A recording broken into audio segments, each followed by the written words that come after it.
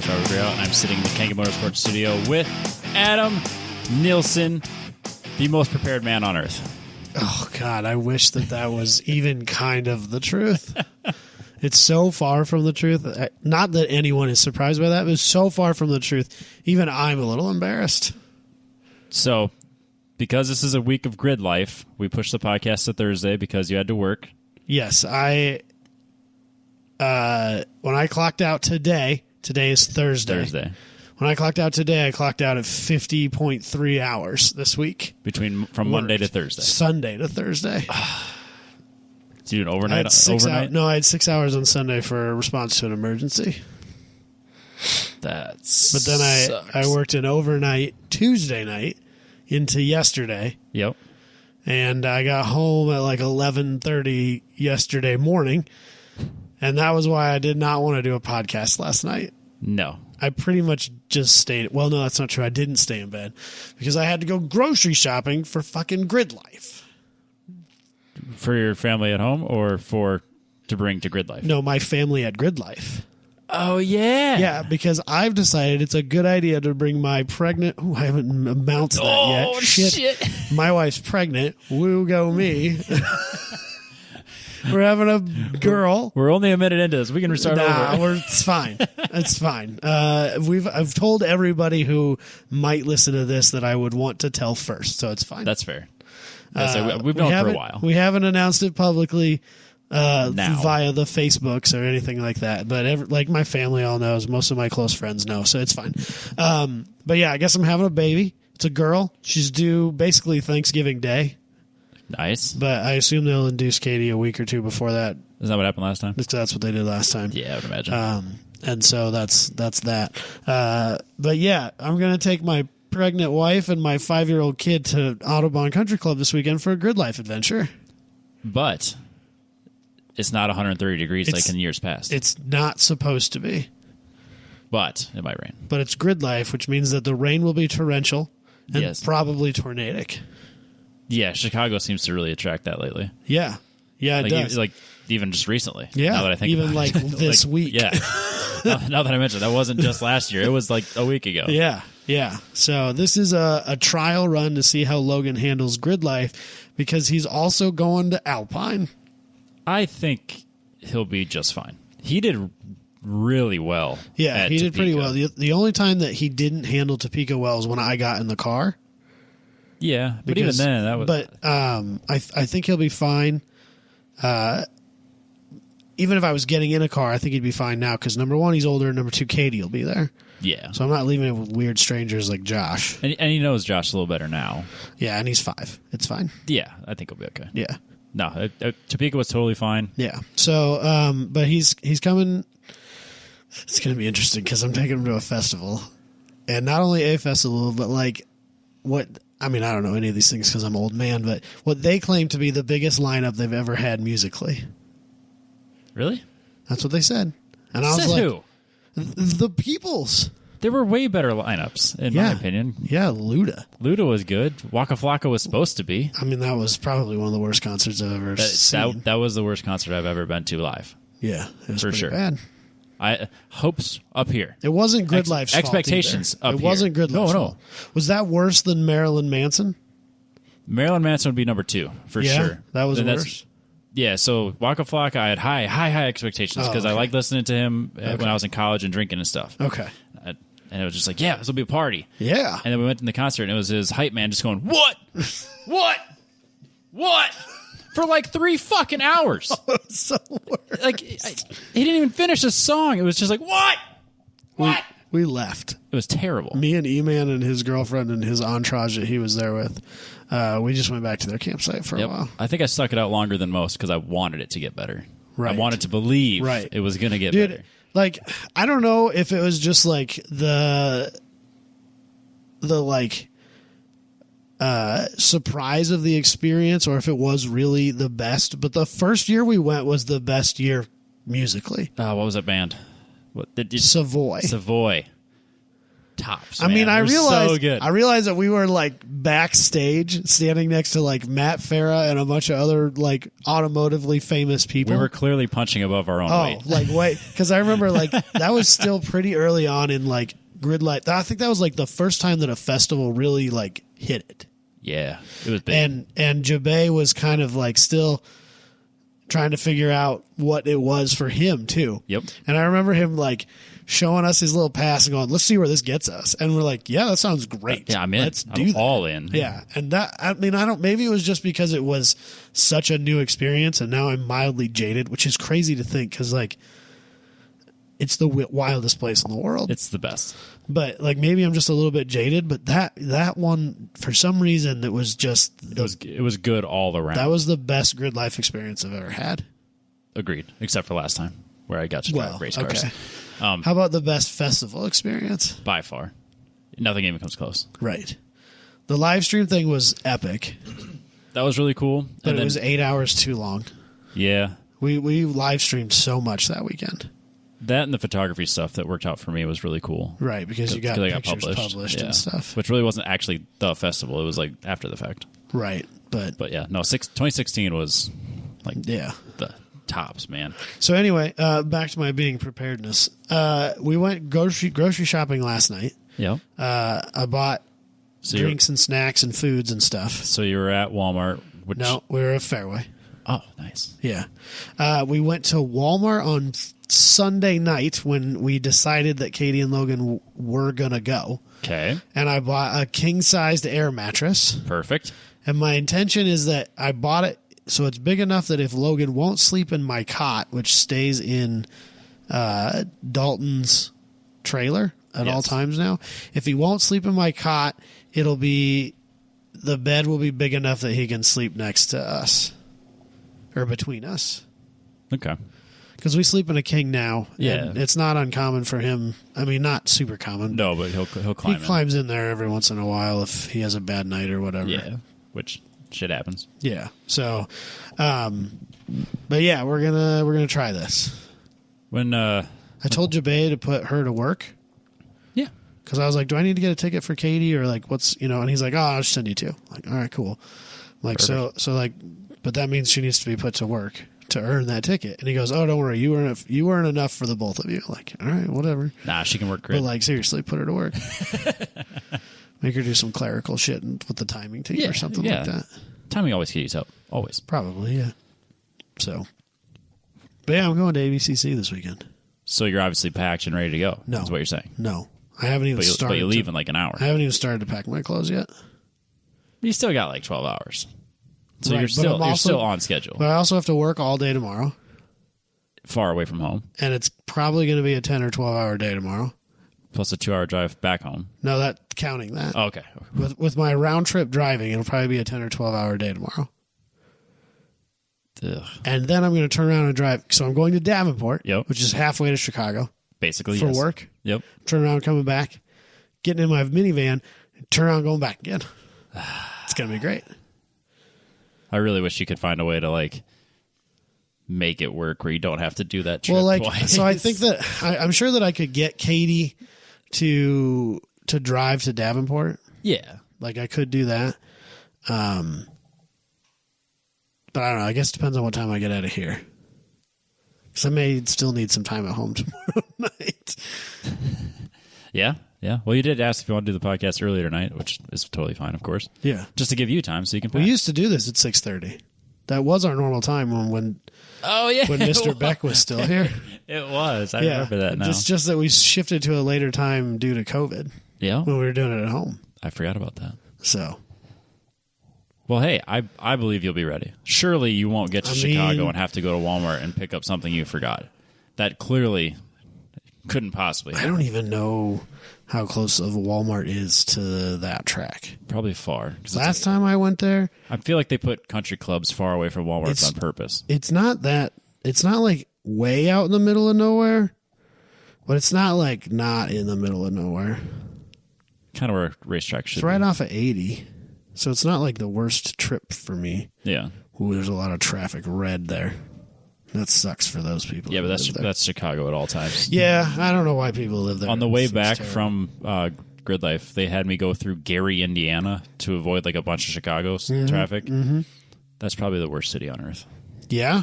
I think 50% of the houses and buildings are abandoned. Oh. That is not an exaggeration. Yeah. I think 50% of that area is just abandoned. It's weird. It just felt like really desolate as I was driving through. I'm seeing if... Oh, look at that. That's not that bad. Oh, it's like... It's maybe 10 minutes. Well, that's convenient because it's not even that much worse than like driving to the one in Gingerman. That's not bad. Yeah, it'll be fine. It's maybe you won't even need to go. I mean, this time I can blame it on Katie. Yeah, for sure. Or Logan. She gives me a scapegoat that I have not previously had. That's true. Here's a fun fact. She's just as bad as I am. How do you get anything done ever on trips? We don't. That's the problem, Robbie. Like most of the time, I'm just like, well, I got my wallet, so whatever you forgot, we'll buy. Yeah. That's just par for the course for me. That's like a rich guy thing, though. Where they just like, we're going on vacation to Cancun this weekend. Yeah, but I'll deal with it later. But I'm just like driving to Kansas City to hang out with my parents' house. Oh, that's easy. I never think twice about going to the family. Right, yeah. I don't go to Tahiti or anything crazy. I remember I was dating a girl one time, and her father said that like they were going on some trip. It wasn't Jess, by the way. But like, going on some trip. He probably could, too. Yeah, probably. But he made that joke is like, we'll just go. You know, whatever we forget, we'll just buy it when we get there. Or like not even pack or whatever. And I'm like, he's not joking. Like I'm gonna go home and like think about everything because I'm a poor college student, right? But he's not kidding. No, like he'll just go wherever and buy what he needs to buy, and he might just leave it there. He don't care. Yeah, he was very well off. Well, it'd be nice to have that attitude about life. I don't know that I could ever be that rich. I'm too cheap. I mean, that's not the word I want to use, but that's the word we can use. I'm too cheap. Right. Because like at least if I'm forgetting, so it was probably like, oh, I forgot socks. Like, well, at least I'm going to wear them again. It's not like it's the end of the world. It doesn't hurt to have a few extra pairs. I probably had a few pairs I should throw away anyway. So whatever, I come out, net zero at that point. It's fine. Yeah, it doesn't hurt to have an extra towel. Right. Right. Because it's coming home with me now. Right. In fact, like if you just work that into your Grid Life routine, then I can circulate my towel supply that way. Exactly. I'm purposely forgetting those, so I have to buy them so I keep new ones coming into the house. Yep. I know I'm running out of socks. I have too many holes in them. I'll just get new ones at Grid Life. And then when they dropped me off after the Gingerman event here a couple of weeks ago, I left my bedding in the trailer so that it couldn't be forgotten again. That's just planning ahead. Yeah. That's smart. Yeah. So. Yeah. Well, that's what... Yeah, we'll get to it. I was going to say that's what's nice about a trailer. You just throw your shit in there, and then you can leave it there. Rub it in, Robbie. Anyways, this, talking about Adam being prepared, is presented by Tech Boss Company, or Tech Boss Motorsports, techbosscompany.com. If you need, pit scooters, or go-karts, or ATVs, or electric dirt bikes, or basically anything fun, if you have 2 kids, or are about to have 2 kids, then you need these toys. This is what you need. Why would you do that to me, Robbie? Because I need you to be shopping around for what Logan needs, and that is a 36-volt, 1,000-watt lithium dirt bike. No, I need to see if he's got a 2-seater go-kart. Right there. Like an off-roader go-kart. That's not a 2-seater, though. The 98cc green? That looks like a single CC. That is a single-seater. I need a 2-seater go-kart. He's got single-seater go-karts. I want like a small, real tiny, like what you see when you walk into a Baumgars. Like a Yerf dog? Is that what they called those? Like the ones that were always at Sam's Club when I was growing up? Those two. Yeah, that'll work. I remember those when I was... Maybe Yerf dog's not right. But I remember... you go into like a Tyson's or a Baumgars. Yep. No, anytime we go to Sam's Club. Most people on this show don't know. But like a small side-by-side. Yeah. Costco, they sell them too, don't they? Costco and Sam's Club is where we'd always I need one of those from Mr. Boss. I bet he could hook you up. Oh, I'm sure he's got one. Yeah, on his website, he's got a bunch of single-seaters and some other gas-powered and electric dirt bikes, pit bikes, scooters. I really need to go over there and get a hold of one of those scooters. I know, right? Well, he's making me a defogger for the Z because I don't want to tie into the coolant system because I'm fighting that enough the way it is. I really don't want to add another complexity to it. Mm-hmm. So I asked him to make me just a defogger so I can just blow through the vents and be enough to get the fog away for rainy days. Yeah. And he's like, yeah, I'll hook you up. So I got to go over there and pick that up here probably in the next week or so. And then I probably have to pick up a scooter as well. But if you want to pick up a scooter or have me pick up a scooter for you, go to techbosscompany.com and use the code 10tenths. Get 10% off that scooter. And if you're local to me or going to be at Grid Life, I could deliver it to you. Or a mid-of event, probably. Or if you just want to hang out, we can hang out. I'll bring it to you. Hell yeah. Or you can come to me. Whatever.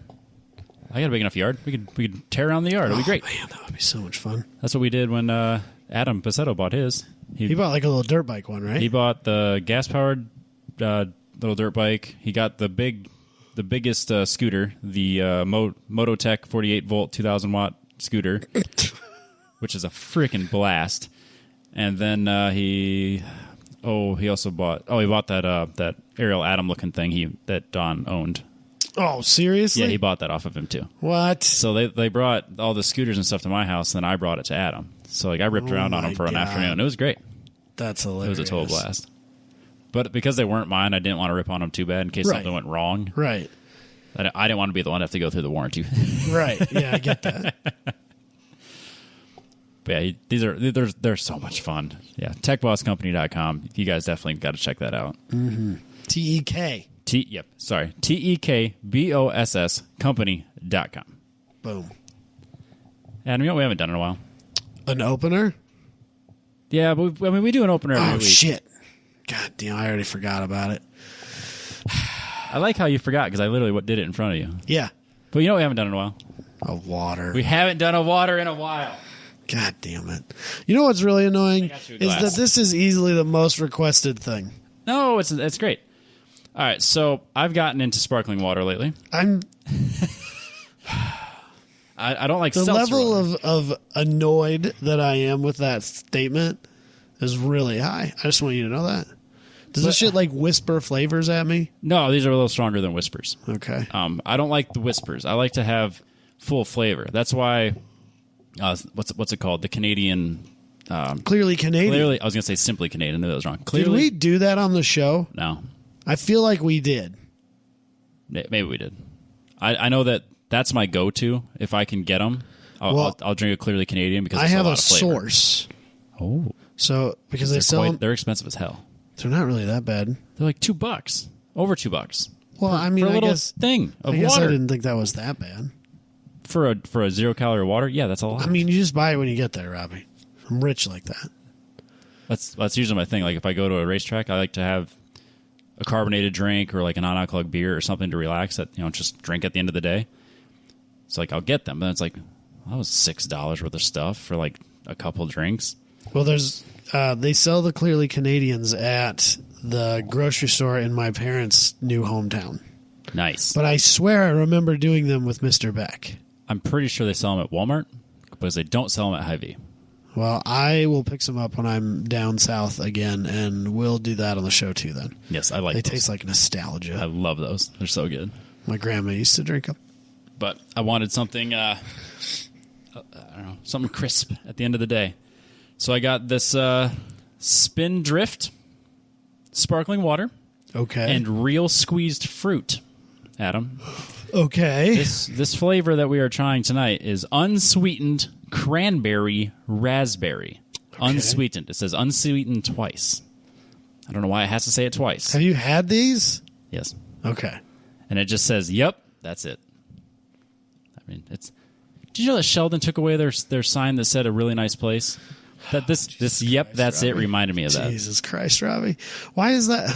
Because Thank God, too. I know, because it's not a really nice place. Oh, Jesus.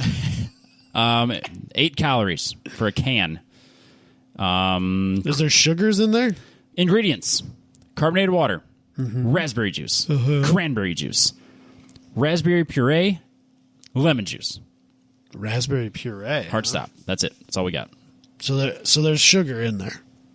No sugar added. Right, but there's still some sugar. Total sugars, 1 gram. Okay.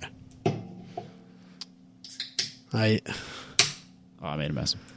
Oh, it's even pink. How about that? Oh man, look at that. That's hardly water then. How about It's that? like I won't that's even, like the real deal. All right. Spindrift. Ooh, it smells very raspberry. Raspberry. Cranberry. I smell the raspberry more. It smells like. You know what I really like to drink on Christmas? Like around Christmas time, the cranberry Sprites. Okay. Love them. Oh. It kind of smells like that. Yeah, kind of. Oh. Oh. It's got that same terrible aftertaste. No, it's good. No. That's the cranberry. I don't think it is. It is. There's nothing wrong with this drink.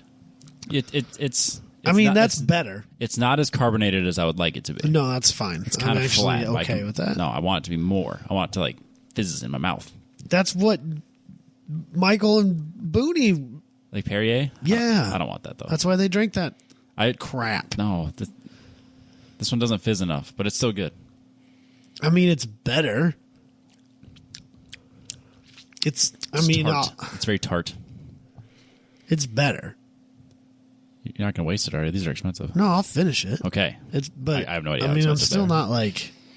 I'm not going to go out and seek this out. I was super disappointed that they sell them in 8-packs only. So like when I had to try them, I had to buy an 8-pack of them. That's a risky move. I know. I don't like that type of commitment. I know, right? I like to just kind of try it one at a time. And then if I like it, I'll get more. Like I drank this probiotic water the other day called Karma. No, I'm not into that, Robbie. It tasted like Kool-Aid. It was delicious. Probiotic water. Yeah. I don't know. It's like to it was at work. To promote gut health? Yeah, basically. Okay. Yeah, Strange. Yeah, so it's like water, and then it's got like a little thing on the top, and you squeeze it, and then it drops the flavor with the probiotic in it. Yeah, okay. And then you shake it up. One of those deals. But it tasted like Kool-Aid. It was great. Oh. And it was like no calories. Oh. But it was very expensive. Oh. Of course. But probably still cheaper than Clearly Canadian. I don't think they're as expensive. They're expensive. I'm telling you. I don't know. I guess I just didn't think that $2 a bottle was that expensive. For water, it is. I guess I don't think about it as water, though. The Earth is 70% water. But I don't think about it We shouldn't be spending $3 on it, man. It's robbery. It's fucking robbery. I couldn't agree more with you, Robbie. But I don't know. They just steal it from the Earth and then we pay for it. Like this shouldn't be $2, but it was. I have no idea what it was. Have you ever heard of Mark Rober? He's a YouTube guy who does. I don't do YouTube. He does all these crazy science experiments that are really fun to watch. Oh, have you seen the porch pirate thing where that guy makes the glitter? Like, yeah, he purposely gets stuff stolen and then it shoots glitter all over and fart spray. Yeah, I've seen that. And then it's got cell phones on it so that it records and live streams the whole thing so they can see it. Okay, yeah, that's that guy. Okay, I've seen some of his stuff then. And he has one where he gets this powder and you get like dirty pond water and you sprinkle this powder in it and it will separate all the dirt and bring it to the bottom. So and it's just perfectly clean drinking water. And like I feel like it would be funny to do it with your pond. Gross. I don't know even if it's like perfectly sanitized, I don't know if I'd ever feel comfortable drinking that water. It's like third world country approved. How bad can it be? Oh God. If you get it, I'll try it. But man, I won't feel good about it. See if it's an open market thing. Because like the pond that's like the up the road, is in a pasture, and that drains into our pond. Right. So when the cows have been out and it's been really dry, that's not water trickling into the pond anymore. And there's like a film that goes on top of the water. And it's fucking gross. Maybe we'll do it after a real hard rain. Yeah, when you can actually see through the water. Let's do that. Yeah. Just give me a little bit. I really don't want E. coli. We're gonna get a box. I just know it now. God damn it, because I mentioned it, so now someone's gonna be like, "Oh, that'll be funny." Ha ha. Jokes on you, assholes. Yeah, God damn it. Yeah, we speak things into existence on this show all the time. This sparkling water was presented by Fact Fabrication, factfabrication.com. If you need to get caged or railed, hit up Booney. If you need railing for your house, a custom furniture, custom table, Booney's got you covered. He's been busy. Design it yourself table legs. Fancy. So, that's interesting. Sorry, find it. Residential. You can like custom furniture right there. Give him a design I'm gonna draw this stupid shape, and make this really uncomfortable chair, and he'll make it for you. Yeah, He posted. He was real active on Instagram today. He posted I've noticed four or five of the recent installs he's done. There's like some railing that went on like what's the stairs that go up and then over and then up again, like in a small area, but not a spiral. Not a just spiral. has a landing in the middle. Yeah, like that. And every little step had like a really intricate design, so you know it took a long time. And it was like really impressive. Yeah. But yeah, so if you have an idea for some crazy custom, any sort of fabrication work, they're all over it. They'll make it happen. Factorfabrication.com. We don't have a discount code. Should we open it up? Yeah, let's do that. I have a bit of an opener. So, The Drive, which was a place we semi-regularly get our news sources from, they've been posting a few things about interesting tools and gadgets that they find that for car people. Okay. And some of them are dumb, some of them are interesting. One of them that recently popped up here, the one we're going to talk about today, is called Bridget. So it's a bridge. I feel a sneeze coming on. Just so there's no way it's one. There it is. Where's the rest of them? I don't know. Here it comes. I don't know. One? No way. I don't know. I don't feel another one, Robbie. I feel like this is false hope. Yeah, You're giving me false hope. It'll come round. Don't you worry. Oh, wow. Anyway, what this is it's like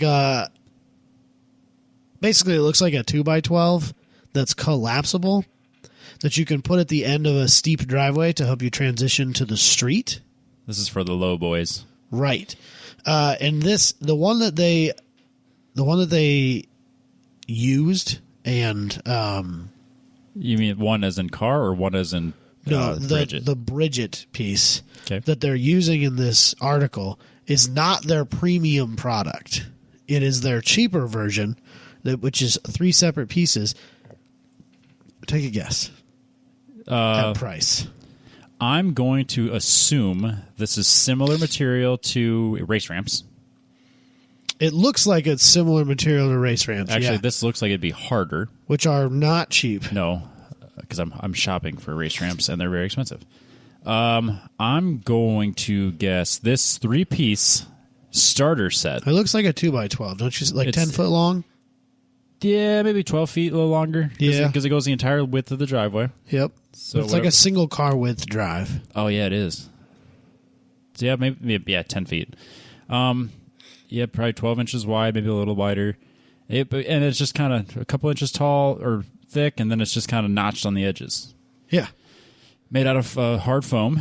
Probably. And since race ramps are that expensive, I'm going to guess this 3-piece thing is $450. Ooh, you're close, Robbie. $400. This is their cheaper version. Their more expensive version, currently unlisted on Amazon. I couldn't get a price. Yikes. So, well, then, but I don't know. So he talks about the guy who talks about it, or who put it on here, who wrote this article. I don't even remember his name. Doesn't matter. Probably does matter. Doesn't matter. How about this? It was written by William Byrd. There you go. He has a convertible BMW, I think a 2 Series BMW, which is kind of a low car, but like it's still a factory car. It's kind of low as factory cars. In the picture, it's like 6 or 7 inches, man. Right, but it's kind of low as factory cars. You could slide this can under there for sure. Yes, but it's kind of low as factory cars go. Okay. And then he got a loaner Miata and there's a second loaner fleet car. I don't remember what it was. Miata, an ND Miata. A Kia GT. The Kia 5 GT, is that what it's called? Lip and clue. Something like that. But he seems to, so his driveway does look kind of steep, and then the road itself has a bit of a curb to it. Yes. Or a gutter, I should say. That's the word I'm looking for. A gutter.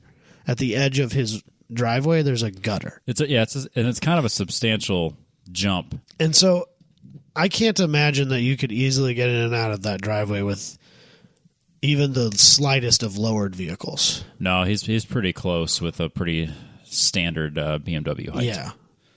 I mean, it's just a 2 Series convertible. Yeah. It's not. I don't even think not tall. It might be an M short. Sport, but it's not an M car. Okay.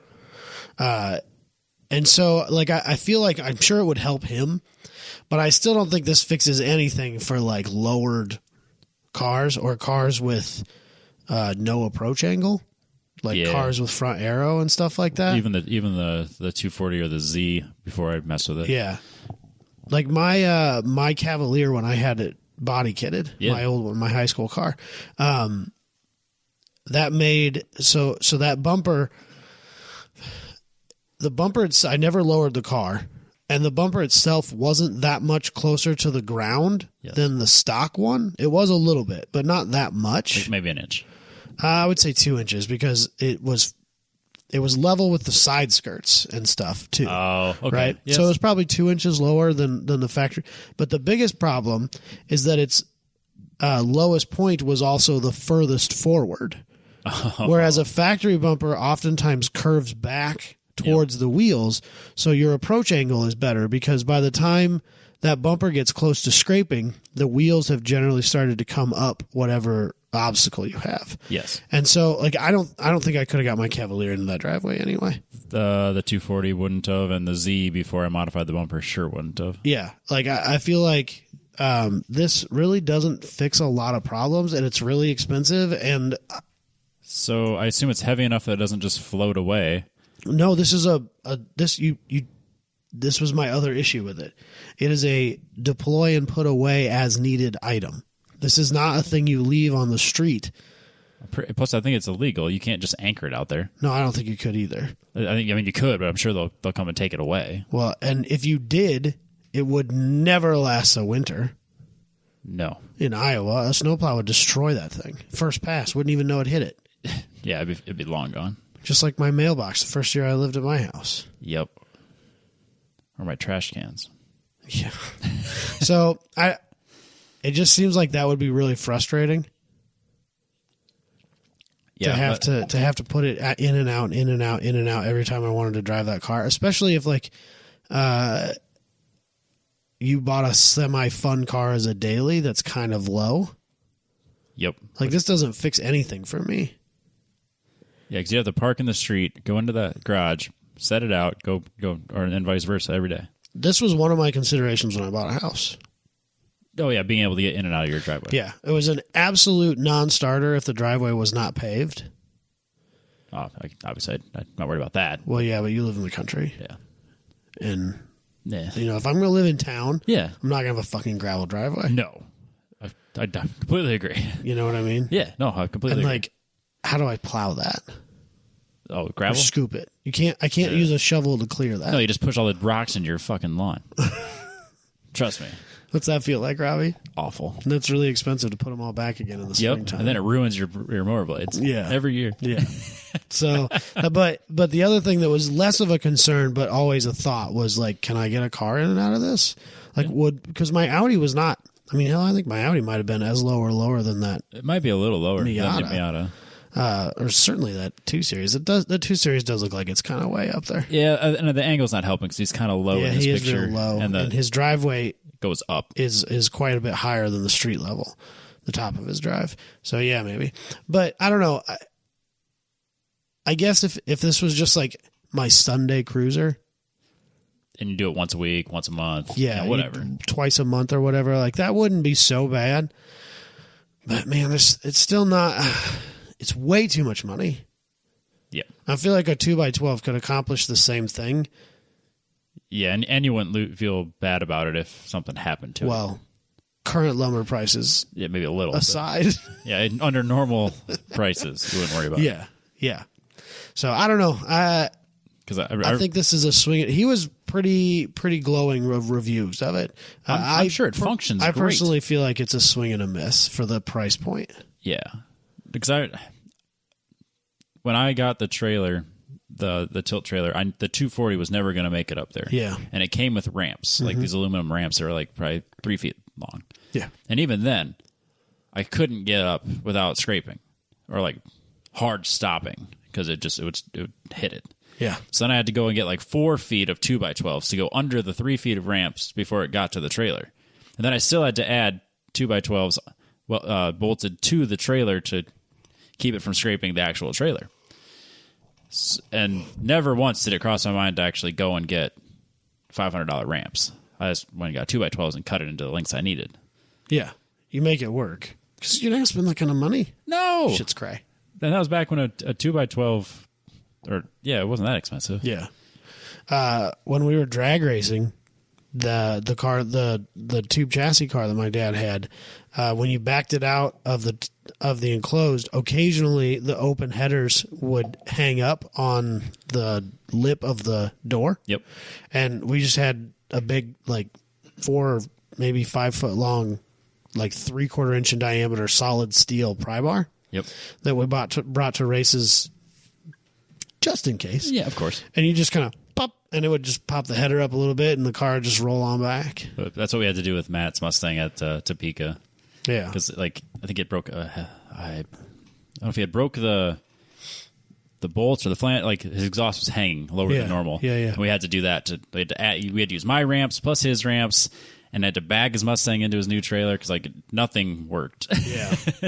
So he actually has to get something to make his car actually fit in his trailer, just because it's so low and his trailer's actually kind of tall. The trailer industry needs a redesign. They have them, but they cost like triple. Yeah. Like the hydraulics ones that drop way to the ground. Yeah, but there's like got to be a 10 better grand way, man. They're so expensive. There's got to be a better way. Yeah, race ramps are expensive, but it's still the most cost-efficient way to do it. Yeah, probably. So, anyway, I don't know. I just, at first I was like, oh, this is kind of interesting. And then the more I looked at it, the less interested I was in it. So, I don't know if you're interested. Bridget. Spelled Bridgi. Nope. JIT. J? Yep, BRIDJIT. Yeah, Bridget. No, I think the I feel idea like is not that's bad. But how someone would spell their kid's name. in this day and age, yeah, absolutely. Yeah. Yeah. And then get mad when no one spells it right? Yeah. We had a mocha frappa latte for Bridget. Yeah. That's not my the name. G. That's not my name. A G and 2 T's. Yeah. Yeah. Anyway, I don't know. There it is. Yeah, I'm going to pass on that investment. Just buy a better house. Yeah, exactly. If you're going to spend that kind of money on a house, you should probably have basically all that you need. And if you're a car guy, the shop and the driveway Are important. come into play pretty heavily. My realtor was like really taken aback by the things that there were a few things that I was like hard no on. Yeah, for sure. You know, there were a couple houses I didn't even go in. Yep. Like, oh, I'm so excited to show you this house. It's going to be great. We pull up and be like, nah, man, I'm not buying this house. Like, I don't care what's inside this house. I'm not buying this house. This one's not for me. It's not what I'm looking for. And if I'm spending that kind of money, I'm not going to do it willy-nilly. Nope. I did that with the townhouse because when I first got out of college, I needed a place to live, and I rented a townhouse. And looked through the townhouse, real quick, like just first floor, second floor. And I was like, can we look in the garage? He's like, yeah, it's a garage. I was like, no. Can we look in the garage? I'm going to spend more time in here. So then if we go down there and the furnace is like, attached, like, oh, I could just open the door and open this vent. Yeah. Like, yeah. Yeah. He's like, yeah, I mean, it's plenty of room. We could do oil changes. Like, yeah. Oil changes. You're right, sir. Engine out oil changes. I'll swap the world in this little tiny hell apartment. Yeah. But it was like same with I this. got more done in that tiny little garage than I've done in mine the 7 years I've owned my house. 8 years I've owned my house, whatever it is. Everyone else swaps in these little tiny townhouses. It's fine. Yeah. Well, even when we looked at this house too, like I made sure to look in the shop and the garages, but like that guy, because we didn't go through a realtor, right? Like we basically called him up on his cell phone. I was like, "Hey, can we see your house?" And he showed us around. He was like real proud of everything, and I was like, "Can we see the shop?" And then it had like this gigantic air compressor, and I was like, "Does that come with the house?" No. Damn it. Damn it. Are you sure? If you leave it, you got yourself a deal, buddy. Yeah, I don't know if you want to carry it. It looks heavy. You might want to. It's already bolted to the floor. It can stay there. Oh, really? Damn. Oh, it was a big one. It was a lot of times, couple 100-gallon or whatever. I've seen people that they just leave them bolted to the pallet they come on. Oh no, the anchors are still in the floor. Jesus. He just took it up and left. I was like, damn it, bastard. But can't be mad. I mean, he left. It's pretty awesome. I mean, yeah, it's got 220 outlets on every wall. Yeah, it's so good. Yeah. So, but yeah. Let's talk about the things that Robbie Veerhout has been up to. I've been doing things, man. So many things. It's been kind of a weird couple of weeks. Anybody who follows Robbie's Instagram knows what we're about to talk about. Yep. I'm a little surprised that you did this. I think a lot of people are, actually. Everybody that I've talked to about it, because I got a few people that like texted me because they're like, "What is Robbie doing, man? Like, is this real life? Like in the last week or in the last 2 months?" Well, no. The big thing. So the picture you have posted up here on our YouTube right now that you put on your Instagram stories. And I think it started up in your Facebook stories, too, if I'm not mistaken. No, not this picture. Okay. This is a picture of the 240SX sitting on a U-Haul trailer. Yeah, it's just you letting the thing go. It says, "So long, partner." And, dude, I bet I got a half dozen messages. I got texted immediately. Oh, I'm sure you got immensely more than I did. Immediately. Yeah. So people that have either listened to the show or follow me on Instagram are aware that the car's been for sale since forever. late March, early April. That short? Okay, I thought it was longer than that. But yeah, okay. I want to say late March. Yeah, that seems. Yeah, you're probably right. And I priced it not fast selling. I mean, it wasn't overpriced. I was going to take the right person. Yeah, it wasn't overpriced in my opinion. I knew what was there, but I just wanted to. I don't think it was unfair, but it certainly wasn't a steal. No, agreed, absolutely. No, I figured I'd price it at a place where I wouldn't even think twice about selling it. And then as it kind of sat for longer and longer, and I dropped the price a couple times. And then when we were doing One Lap of America, this is probably on Tuesday of One Lap, I got a text from this guy. He's like, "Hey, man, would you be interested in a trade?" And I'm like, "Well, I'm really only interested. Like, I really just want an enclosed trailer and some cash." So, but I'm open to whatever, because like I did get some really interesting offers. Soft offers. My dad kind of uses the or trades as like maybe I think I could sell that faster. Exactly. So I was really open to anything, like whether it was a daily driver plus cash or an enclosed trailer plus cash. I mean, cash ideally, or money transfer really, but yeah.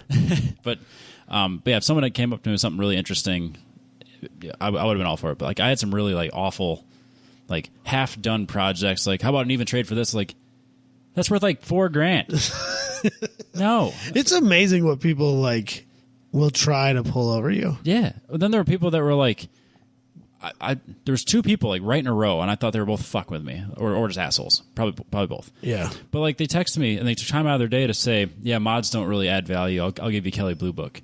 And I laughed at them, like thinking it was a fucking joke as like an opener to like get the ball rolling, to like, haha, okay, but here's my real answer. No one says that as a opener. They were dead fucking serious. Yeah. They were like, I'll give you $3,000.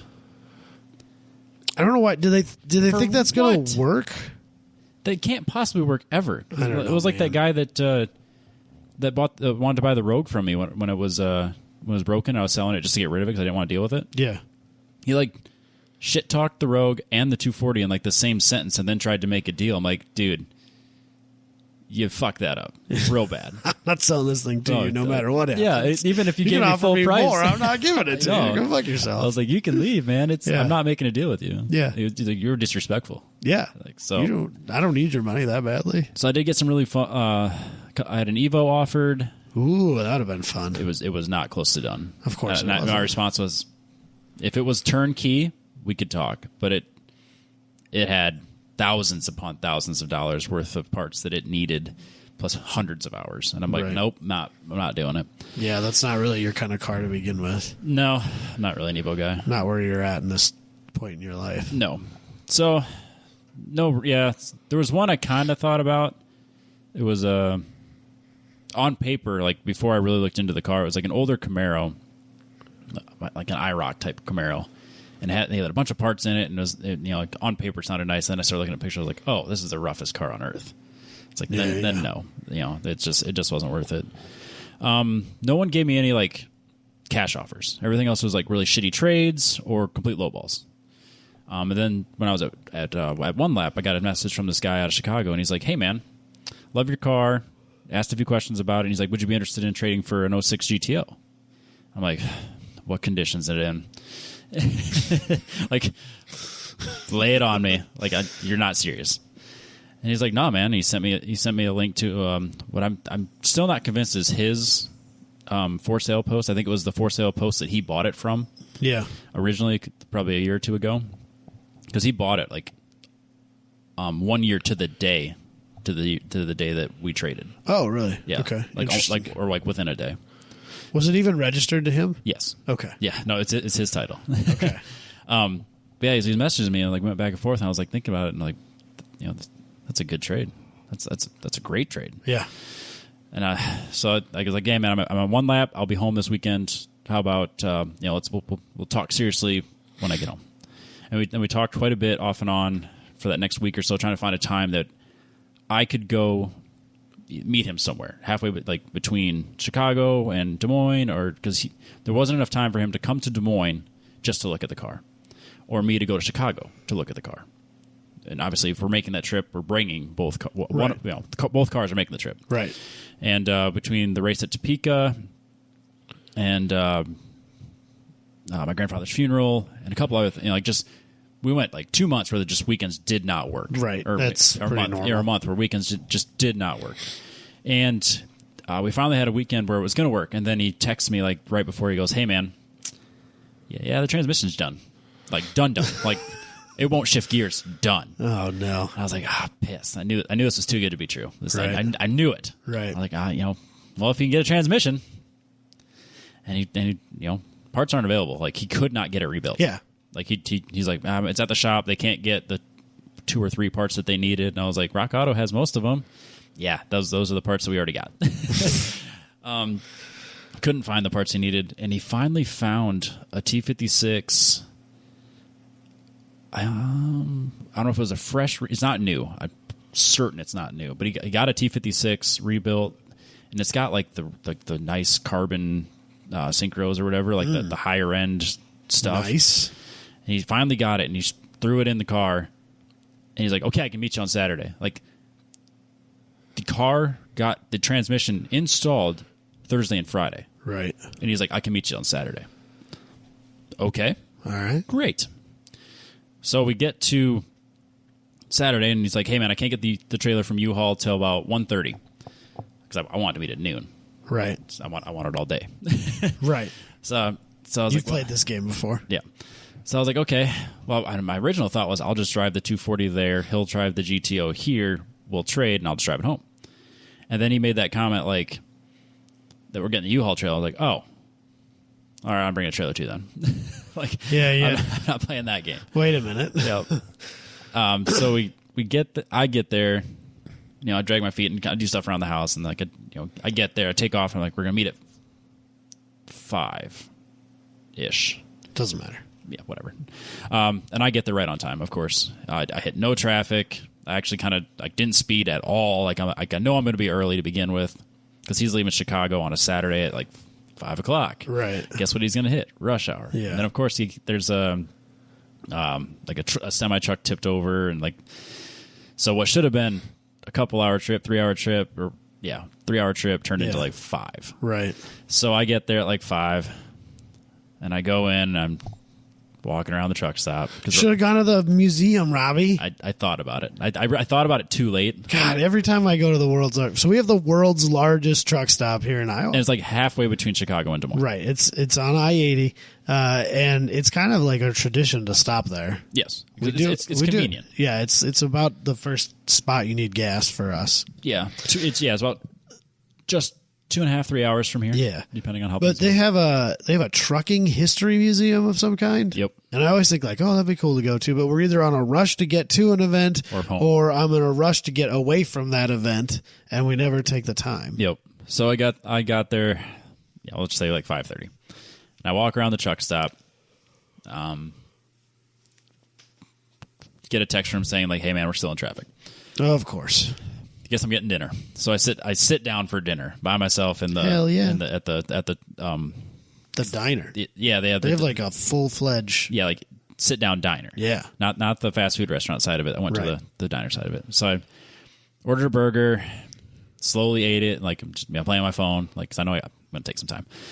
And then he's saying like, yeah, we're still coming. Like after about an hour, I'm like, this guy conned me. He conned me good. He fucking got me. I fell hook, line, and sinker, man. He got me. Oh no. And so after about an hour, after about an hour, he texted me and said, hey man, we rolled over semi. We're in traffic, but we're still going to be there. I was like, all right. So I go and wait in my truck, listen to music, play on my phone. Phone dies. Like it's nearly dead. So I plug it in, just hanging out, wishing I had brought a book. Oh jeez. And then go get ice cream, like just literally anything to like kill time. So like by the time he gets there, it's like 7:30. Like it's been a while. Like we're losing fucking daylight. Yeah. So he gets there, and we look over the cars while they're both on the trailer. He fires it up, and you can tell he's kind of like struggling to idle, which is a huge red flag off the bat. And then brings it over, and it's idle surging real bad. So, it sounds fine, like the engine sounds totally mechanically sound. It's just idle surging like crazy. I was like, okay, no problem. I'll check it with the OBD2 scanner, which is sitting in my fucking toolbox. I've never been so mad at myself. I never make that mistake. I always had it in the center console of the truck. And since it was race season, I put it in the toolbox. Didn't even think about it. Motherfucker's got a check engine light. Motherfucker. So we take story of my life. So we take the 240 out for a test drive, get off the trailer. We take it for a test drive, up and back just on some roads. And at this point, I'm out. I'm not making the trade. I'm going home. I'm not doing it. We take the GTO out. It feels good. A lot of power. Besides the idle surge, it's got the airbag light on, which again, he promises me it's just because they took the seat out and put it back in. Which is a thing. Super common. Yep. Which I do know that. And then with the check engine lights on, and he doesn't know why, which I assume is, my assumption is, well, it sounds good. I'm looking, I poke my head under the car. I'm looking under the hood, like I'm, just double checking everything because like I can't scan it. Right. Like, well, I'm assuming it's emissions or something goofy. Right. And I was like, okay, well, I mean, it's running fine. Whatever's wrong with it, I can fix. Like this is where like I was like, I have the ability to fix this. Like it drives great. Like when it's moving, great. Everything feels good. So after we drive it and we kind of talk around it, and then it occurs to me, like, I can fix this. Even if it's still requires a decent amount of work, I could fix this and still sell it higher and easier than the 240. Because it is a... Here, I got the list. And we'll change the picture while I'm at it. Let's see this bad boy. I got a better picture. So it's got a 6.2 or 6.0 that was replaced, I think, in 2020, like rebuilt, and this is where I'm convinced that he bought it from someone that had spent a decent amount of time and money on it, because he didn't really know a lot of this stuff. That's why I think he bought it after it had been built, and then never finished getting it running smoothly. So it's got a 6.0, obviously, because it's an 06, and whoever bought it or owned it originally went to the Tick Performance website and just kind of hit add to cart for everything for a GTO. So it's got the stage 2 street heat camshaft. Whatever that means. Yeah, which is like 60 wheel horsepower is what it's supposed to give you. Damn. It's got the push rods, the Brian Tooley Racing valve spring kit, LS7 lifters, the LSA oil pump, and then it's got the Deutschwerks DW300C fuel pump. So, I mean, pretty good stuff in the engine. Yeah. And then when it comes to like the driveline and the transmission, T56 that only has miles that I've driven on, because he never drove it. He literally drove it onto the trailer. That's it. Jesus Christ. So the T56 is brand new, or at least rebuilt. Right. It's got a McLeod RXT twin disc clutch. Again, I don't think he knew what he had, because he said it was just a McLeod RXT clutch and McLeod flywheel. Mm-hmm. And based on the way the RPMs just dive when you come to a stop sign, I think it's the aluminum one. Right. Because it does the same thing the SR20 did with the Fidanza.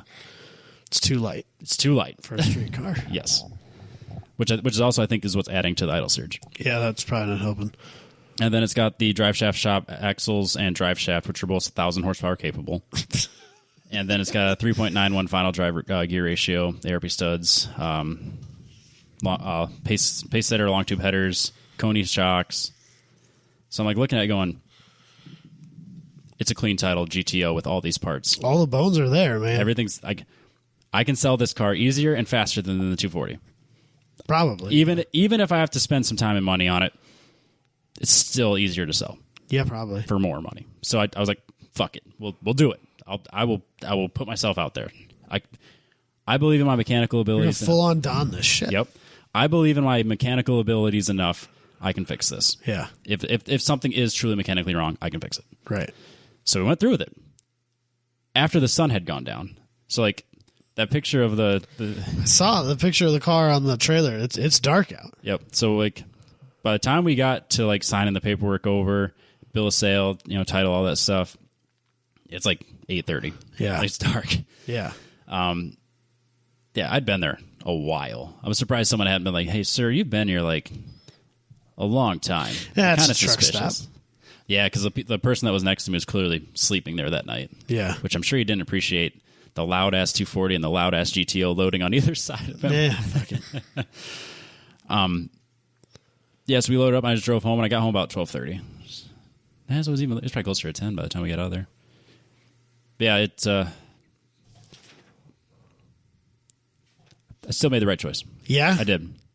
So I've had it 2 weeks now. Yep. And I've fixed most of it. Uh-huh. So far, the only stuff I need to fix is the idle. It's better, but it's not perfect yet. So I think a tune is in order because we don't know what power it has. Right. He couldn't tell me, which is going to be decent. Interesting. It should be like 450, I think, wheel. Yeah, it could be. Because it was 400 from the factory plus all these. But I don't know if that's 400 is. That's probably crank. But still.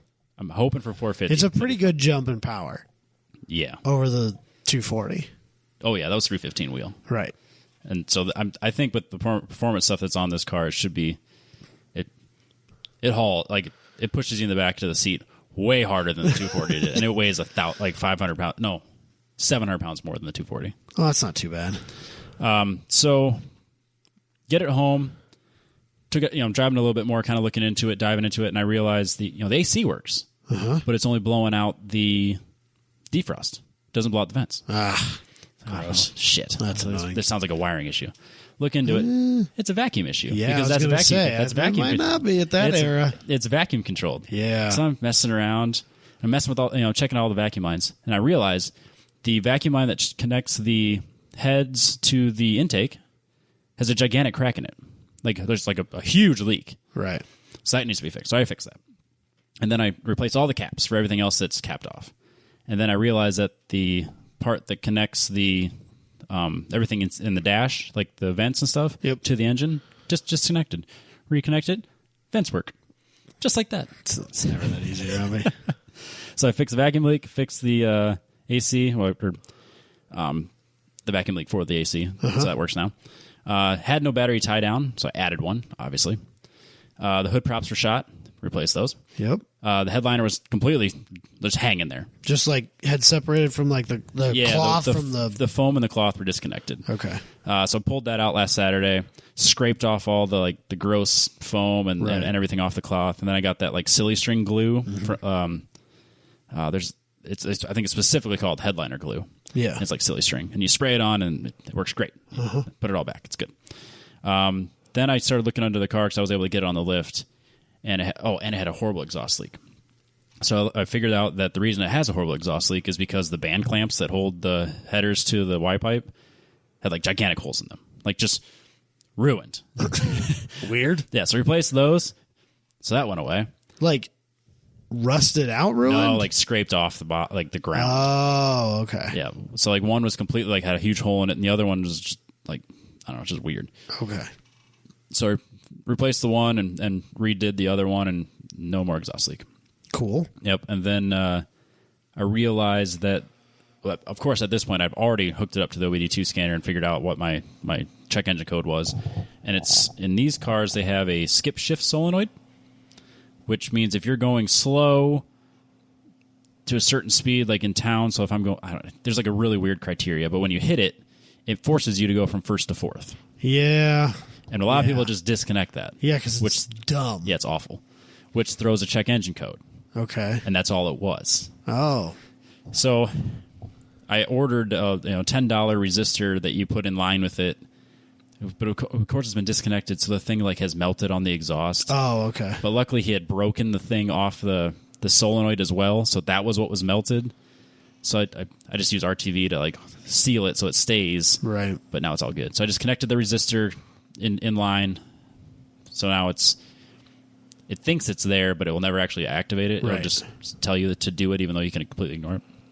And the check engine light's gone. And then I also realized, which is probably not helping my idle at all, that he only had the upstream O2 sensors installed and just had plugs for the downstream sensors. But that wasn't throwing a check engine light? Nope. So then that must be tuned out. Must be. But I just added them because they were cheap. I was like, all right, we'll just add them so they're there when I get a tune, do whatever we need to do. Right. And between the fixing the vacuum leaks and the exhaust leak and adding the O2 sensors has really helped that idle. It's still not perfect. It sounded fine. It'll find idle and stay there, and then sometimes it'll still kind of fight to find it, especially coming into a stoplight. Like if I'm coming in and like hit the clutch and put it in neutral, and then it just drops.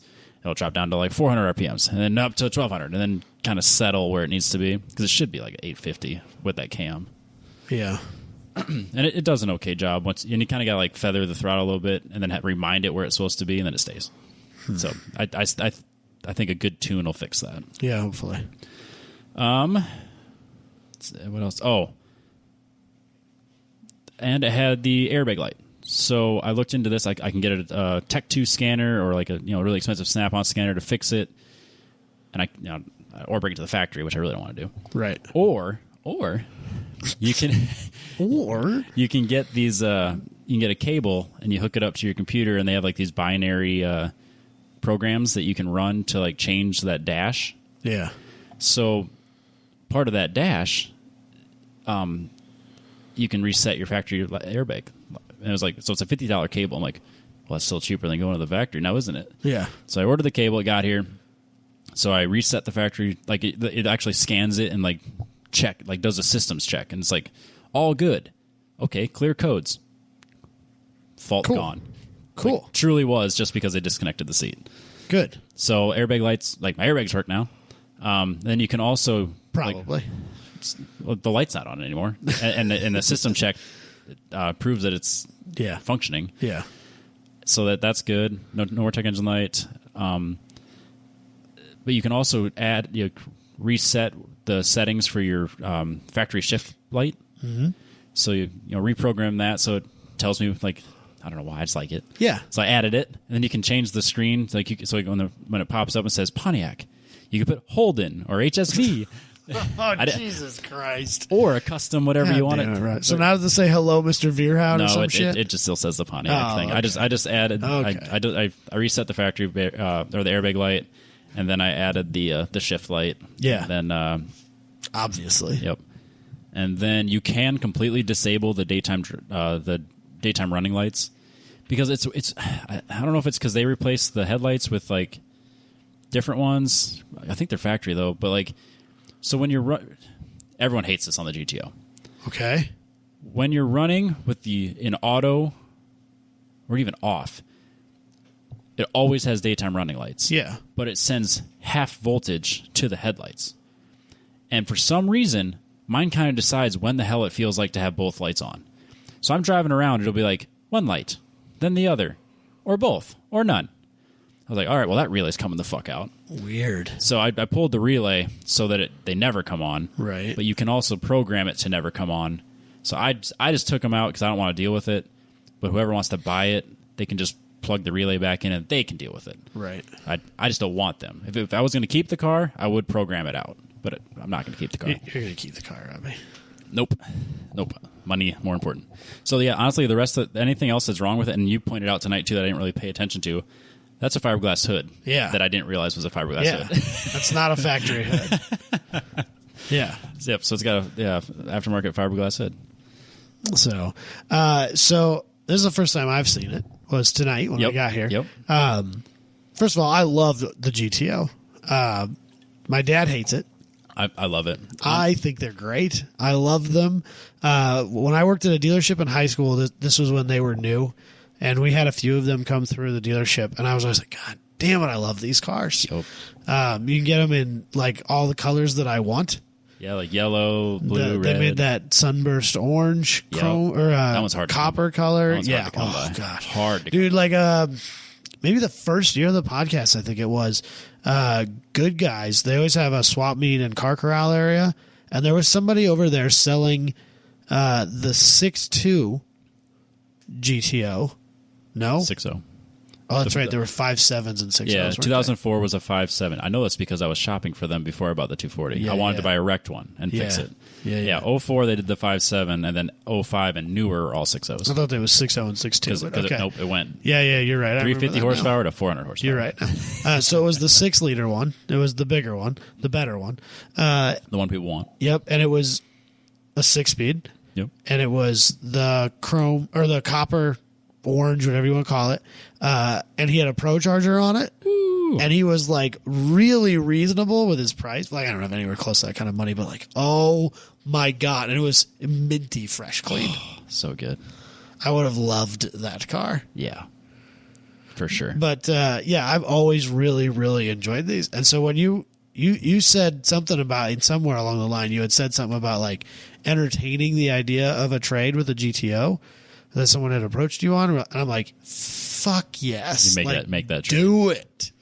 And so yeah, love these cars. So first time I got to see it tonight, like, God damn, I want one so bad. I want one so bad. But this one's nasty sounding. It sounds good, man. Oh man. Yep, I got long. They got the pace setter headers to like a really open wide pipe, and then it's got the OBX, like actual mufflers. Yeah. So it's quiet enough that I could get through the neighborhood without being an asshole, but it opens up enough that you can really hear it. I mean, I wouldn't call it quiet. It's quiet. It's quieter than anything else I drive besides the I truck. mean, sure, but like when you get on that thing, Yeah, she's rowdy, yeah, and it's got a pretty good idle to it. yeah, It's got a pretty good lump to it.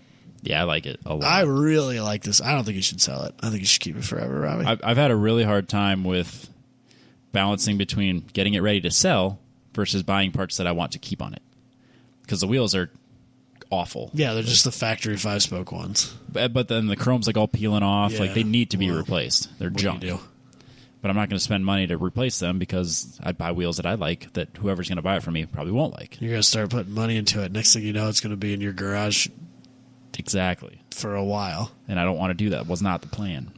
But I mean, if it happens, it happens, Robbie. Yeah. No, if I have to drive it all summer, I'll take that. I've literally driven it every day. Yeah, you've been driving it to work and Every stuff. day. I'm so proud of you, Every Robbie. day. I love it so much. Yesterday I was leaving work and yesterday I was leaving work and I took off and I just kind of got on and it was still kind of damp out and I'm like fishtailing all the way up the street and my coworker came up to me and was like, "Did you mean to do that?" I was like, "Not as long as I did, but kind of." I mean, you know, when in Rome.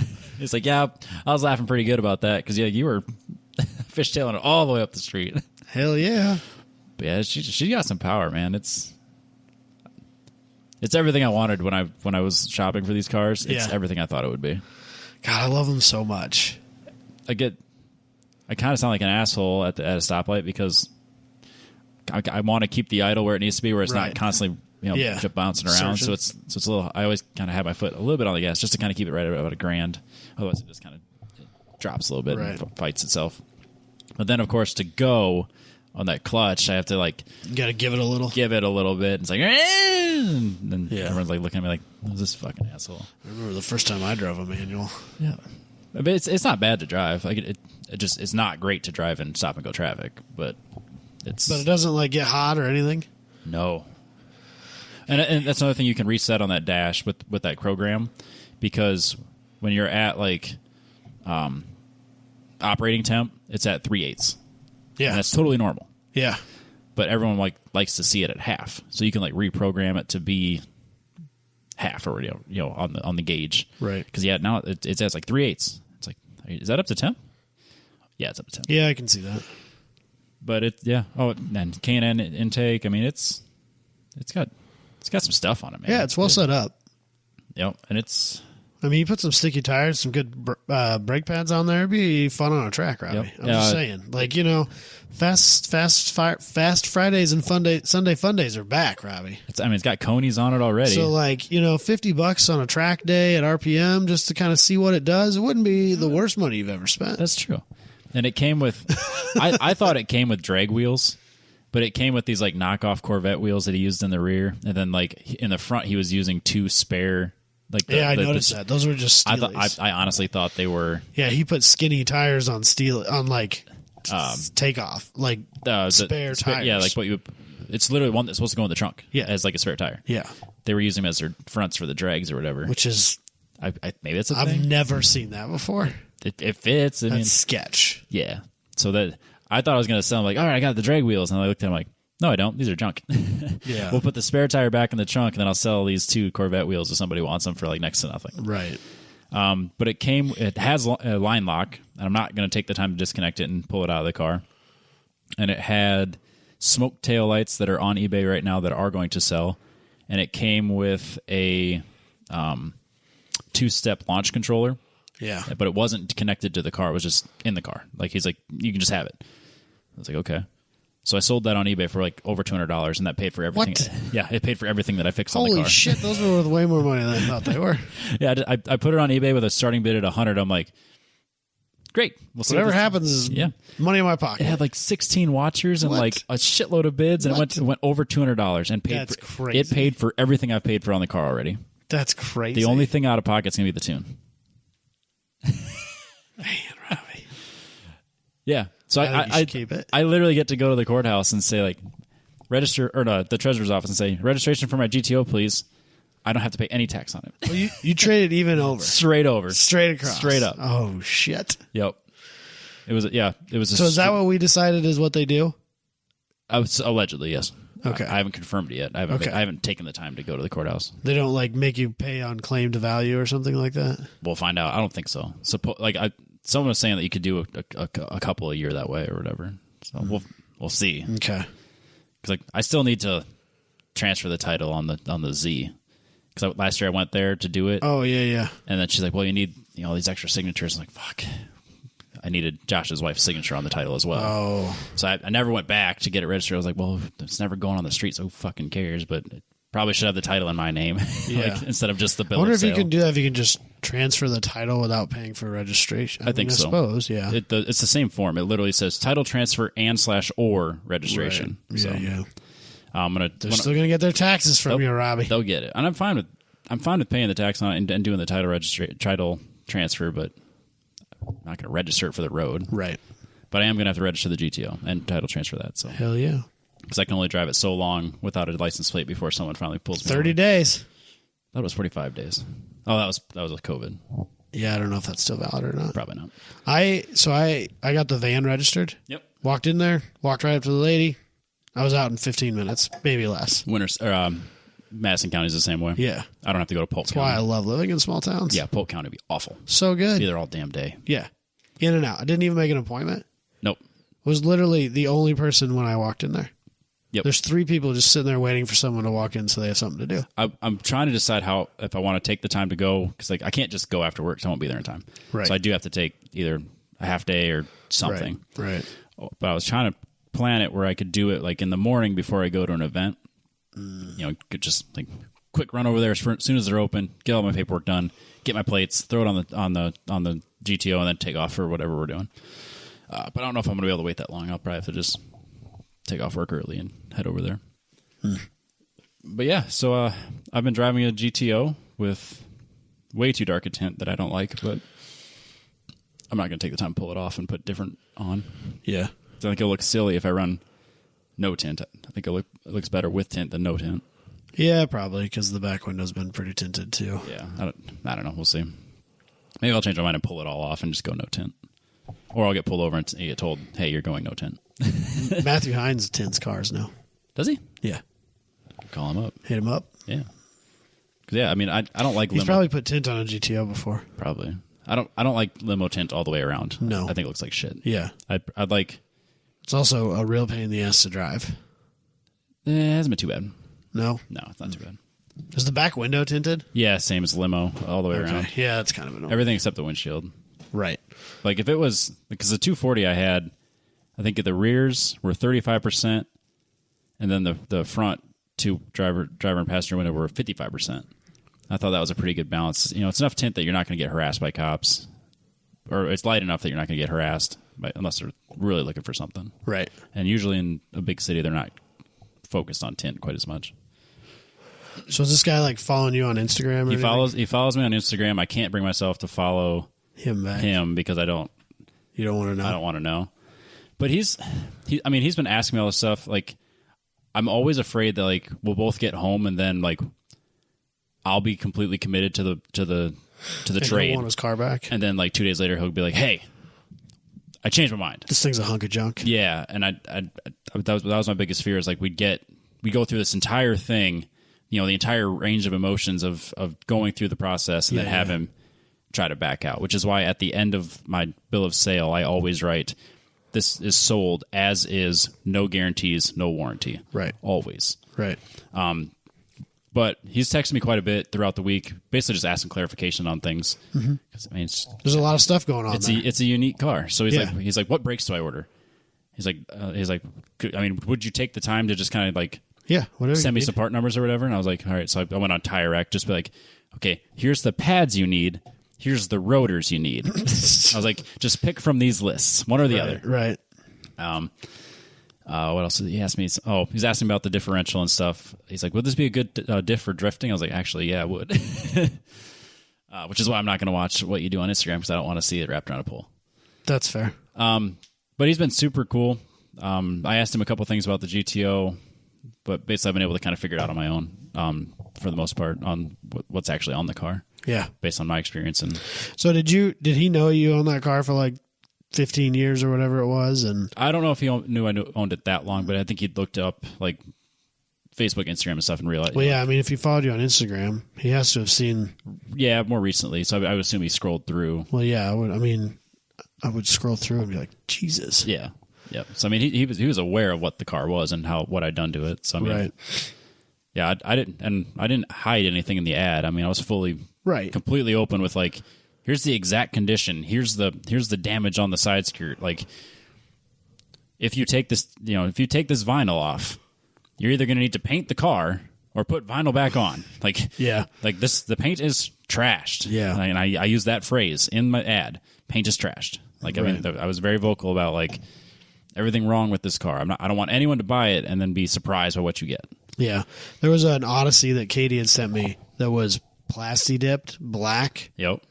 And didn't say anything about it in the ad, and I was like, "No, Katie, we're not buying that." No, that's a red flag. Like, well, I mean, it was not like the worst mileage, and it was a decent price and all that stuff. And I was like, "No, Katie, you don't understand. Like, they're hiding something there. So what do you mean? Like, you could take that car through a car wash, and it'll be a different color when you're done. That'll just spray right off. It's essentially a temporary paint. Yep. And it's hiding something." She's like, "Oh, like that car's probably 3 colors or something stupid." Yeah. Yep. So we're not buying that. Nope. So yeah, this is on Saturday. I got home super late and then had to get up early. Actually, I don't think I had to. I just ended up waking up early. Got like no sleep. Because I wanted to like dive into the car right away on Sunday, and then we had like a real small wedding for one of Jess's friends, and like she'd worked overnight. I'd gotten back super late. Like we're both running on like no sleep. What's that like? Yeah, exactly. So we're at this wedding at like, you know, it's in the park. It's like 1 o'clock with a handful of friends, and it's both of us can't be social. We're just like so tired, right? And I'm still thinking about like the car. Like at this point, still arguing with myself if I made the right choice. What's that like? Yeah, and it was real bad. Go for it. I had 3 people only. I think 3 people messaged me directly to tell me how funny they thought it was listening to me try and talk myself out of buying a car I already bought. And I was like, thank you. Also, fuck yourselves. That's totally fair. Yep. Yeah, so I was like just out of it. And then like even just like as I posted the story on Instagram of like so long partner, like it's from the like Toy Story or whatever. Yeah. And like even as I posted it and like hit send, I'm like, God damn, that's sad.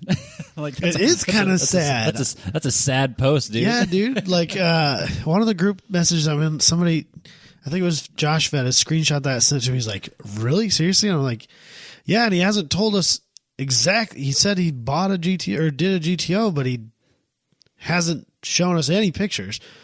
And so I don't know what's going on here. Like, I don't know if he's playing a game with me or no games. And I think I saw pictures of your car from Jess, and I was like, "Yeah, Jess posted it. Did she Sunday. blow your spot up?" She kind of did because I don't think I was ready. I didn't. Yeah. Like it was fine with people knowing that I'd done it, but I wasn't ready to like talk about it because again, at that point I was still on the fence on if it's very emotional. If I'd made the right choice. Yeah. So Sunday I was too tired to even think straight, and I was still kind of thinking through all the things I had to fix. Right. Like just kind of making a list in my mind of like, okay, well, so far this isn't going to cost me very much, but still, I got some stuff to fix. And then on Monday at work, it hit me like halfway through the day. I was like, I'm sad.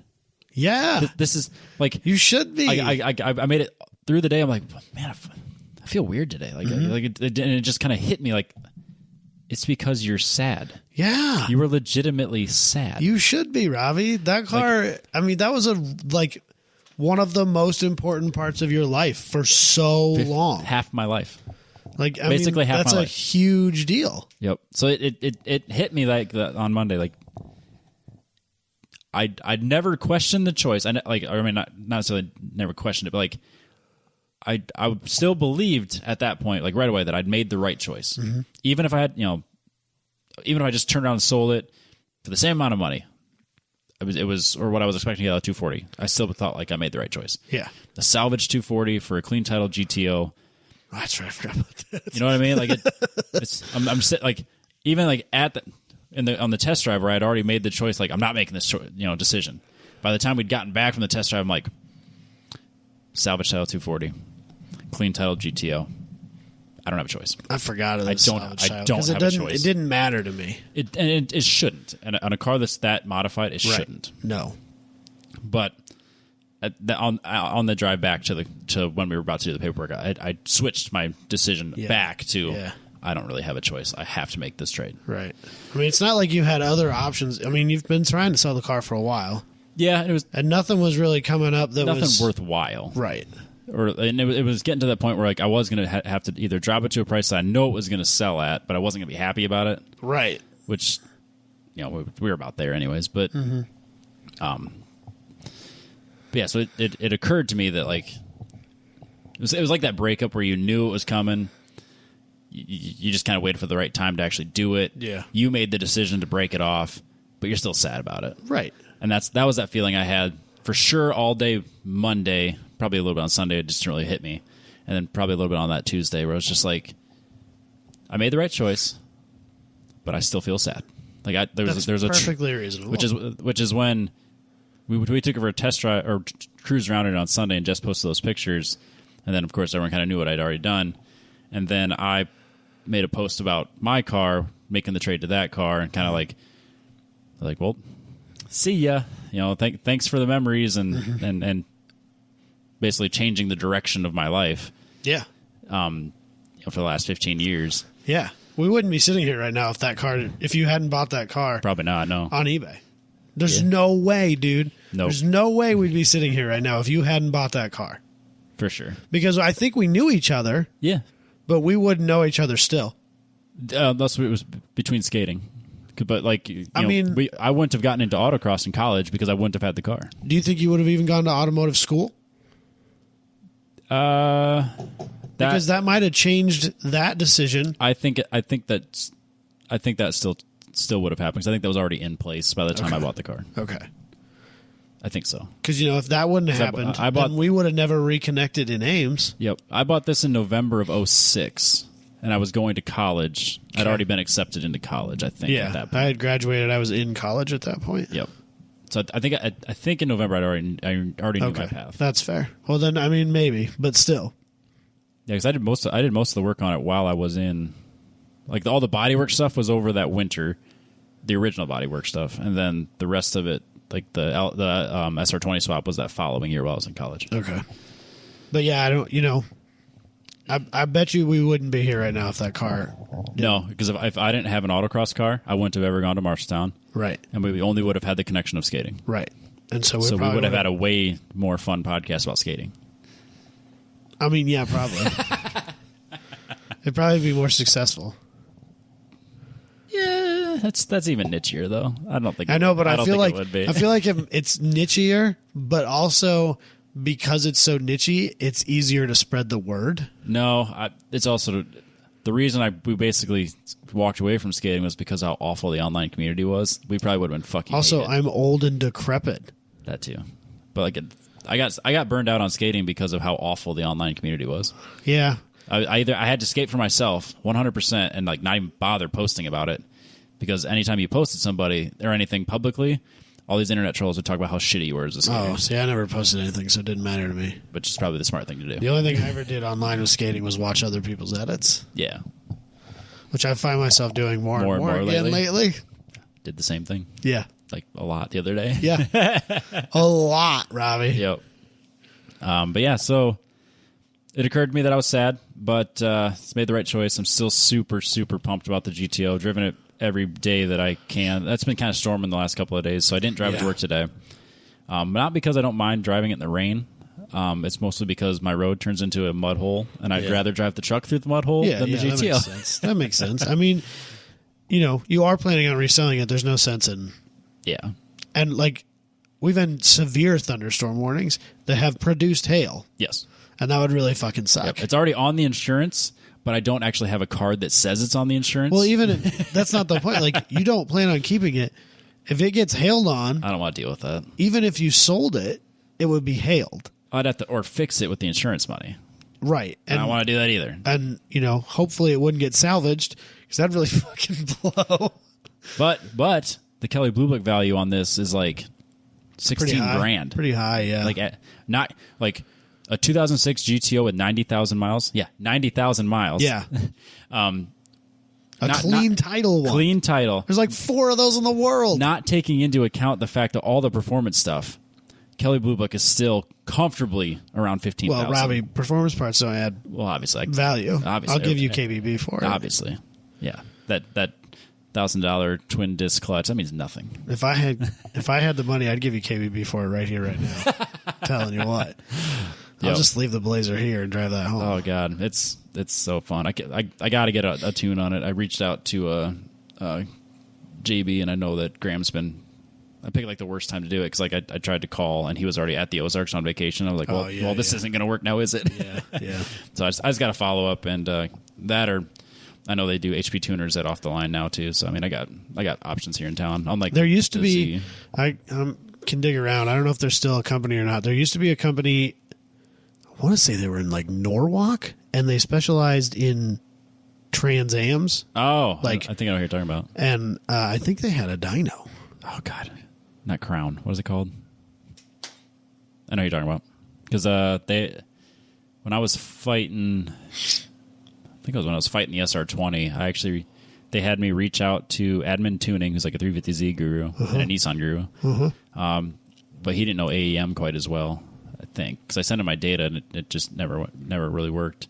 Right. And then they were having me go to him too, and then that's when I pulled the trigger on it. I just said forget it. But so I know what you're talking about. No, they're like they only sell and deal with parts for like late model Pontiacs. Yeah. Trans Ams, I would imagine they do GTOs. Maybe I was already LS swapped. It's like a WS6 something. Yeah. Shop. I think it was after I LS swapped it. So I was talking to them. Yeah. Or thinking about going to them. Either way, not important. I don't know if they're still in business or not. Oh, maybe. I don't know. You can tune it with HP Tuner, so I have a lot of options. Right, unlike the Z, where I have no options. Yeah. Yeah. Up rev. Woo. Lame. Which, guess where the closest one? Omaha. Yeah, right. Because, someone was... a guy that listens to the show and then was texting me or over Instagram. He's like, dude, why are you running this, the base, that tune on it? I was like, have you tried to see where up revs are around Des Moines? I'm kind of stuck with what I got unless I want to take an entire day off of work, and I have to know exactly what I want And at this point, I still don't know exactly what I want for a tune, so I'm not going to spend the money to tune it because I'm still messing with a bunch of other stuff. You're going to have to do it again. Yeah, so I'm like, I'll just stick with. I can leave the tune where it's at. It's fine. I'll just work around with what I got for now, and then that'll be next year's problem is where I can really start to dial that in. You know, by buying a Haltech 1500. I don't want to. That's so much money.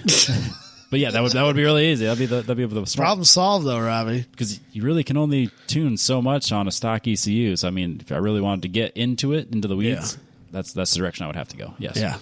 But then I could just go locally. You know what? Nobody on the pointy end of GLTC is running stock ECUs with mail-in tunes. Yeah, got it. So, what else you been doing, Robbie? So you got another big announcement. I got the GTO. A less well-known announcement. Yep. So that was on Saturday. So I was on the gram or Facebook, and you scroll through Facebook, and then after I don't know. 34 seconds. You get sick of seeing pictures of people's fucking kids. And whoa. No offense. Whoa. Okay, some offense. Jesus Christ. I can't remember the last time I posted a picture of my kid. Thank you very much. I know. No, Facebook sucks. I need to it's go fine, through. I need to go through and clear my Facebook up because it's like groups I don't care about. Because I actually had to block somebody the other day who I'm not friends with. He had completely ruined a group for me because all he posts is this stupid update. Oh. We don't need to talk about him specifically, but that ended up on the drive. Yeah, it's terrible. That car. Yeah, it's awful. But I'm in a fiberglass kit car group because I like kit cars. Yeah. I'll always have and always will. Yeah. But this one guy's like, I won't say who it is, but he's taking a C8 and he's like pulling all the body panels off and like making his own carbon or fiberglass body panels, and he's like making it look like an old swoopy. It looks 50s bad. something. It's awful. But he posts multiple times a day, and it completely took over my Facebook feed. I had to go in and block him personally so I didn't have to see his posts. But, that seems to be common on, everything. I need to leave all the groups or whatever I'm on. But anyway, so, I was on Facebook, and it took me about 30 seconds before I'm like, yeah, I'm sick of this shit. Yeah. So then you go to Marketplace, because what else do you do? See, that's what I don't do. Yep, so I go to Marketplace, and what's the first thing that pops up? An enclosed trailer! Oh. So that's what you need, Robbie. I want an enclosed trailer. I've always wanted one. So don't we all? He's like, enclosed trailer, $6,700. I'm like, and it's a 24-footer. I'm like, okay, we are right where I need to be. The price is about right. Sure would be nice to have some cash on that 240 right about now. Yep, the size is where I want it. I was like, okay. So I open it. I read through it. It's a 2011 Cargo Express, 24-foot trailer. He's a dirt racer. He needs cash to finish paying off some bills. He's got a new job. He's got to move or something. But he doesn't want to stop racing. So he's like, we'll trade for open trailer plus cash. Oh, shit. So I immediately, this had been up for 3 hours. So I immediately messaged him a picture of, or information on my trailer. I just replaced the tires. They got 500 miles on them. Yep. I just repacked the bearings. Yep. The winch is on there. You get the rock guard. I repainted the whole thing. I recoated the deck. I was like, this is, the hydraulics have been replaced. Last year I replaced the pump, the solenoid, all the fluid. It's as close to new as you're going to get for an 04 tilt trailer. Sent him all the information, sent him some pictures, and I gave him an offer. I was like, I'll give you the trailer and $3,000. And he's like, let me think on it. I was like, I'll let it sit. Yeah. I'll let it sit. He texted me first thing the next morning. How about $3,500? Done. I'll be there in 5 hours.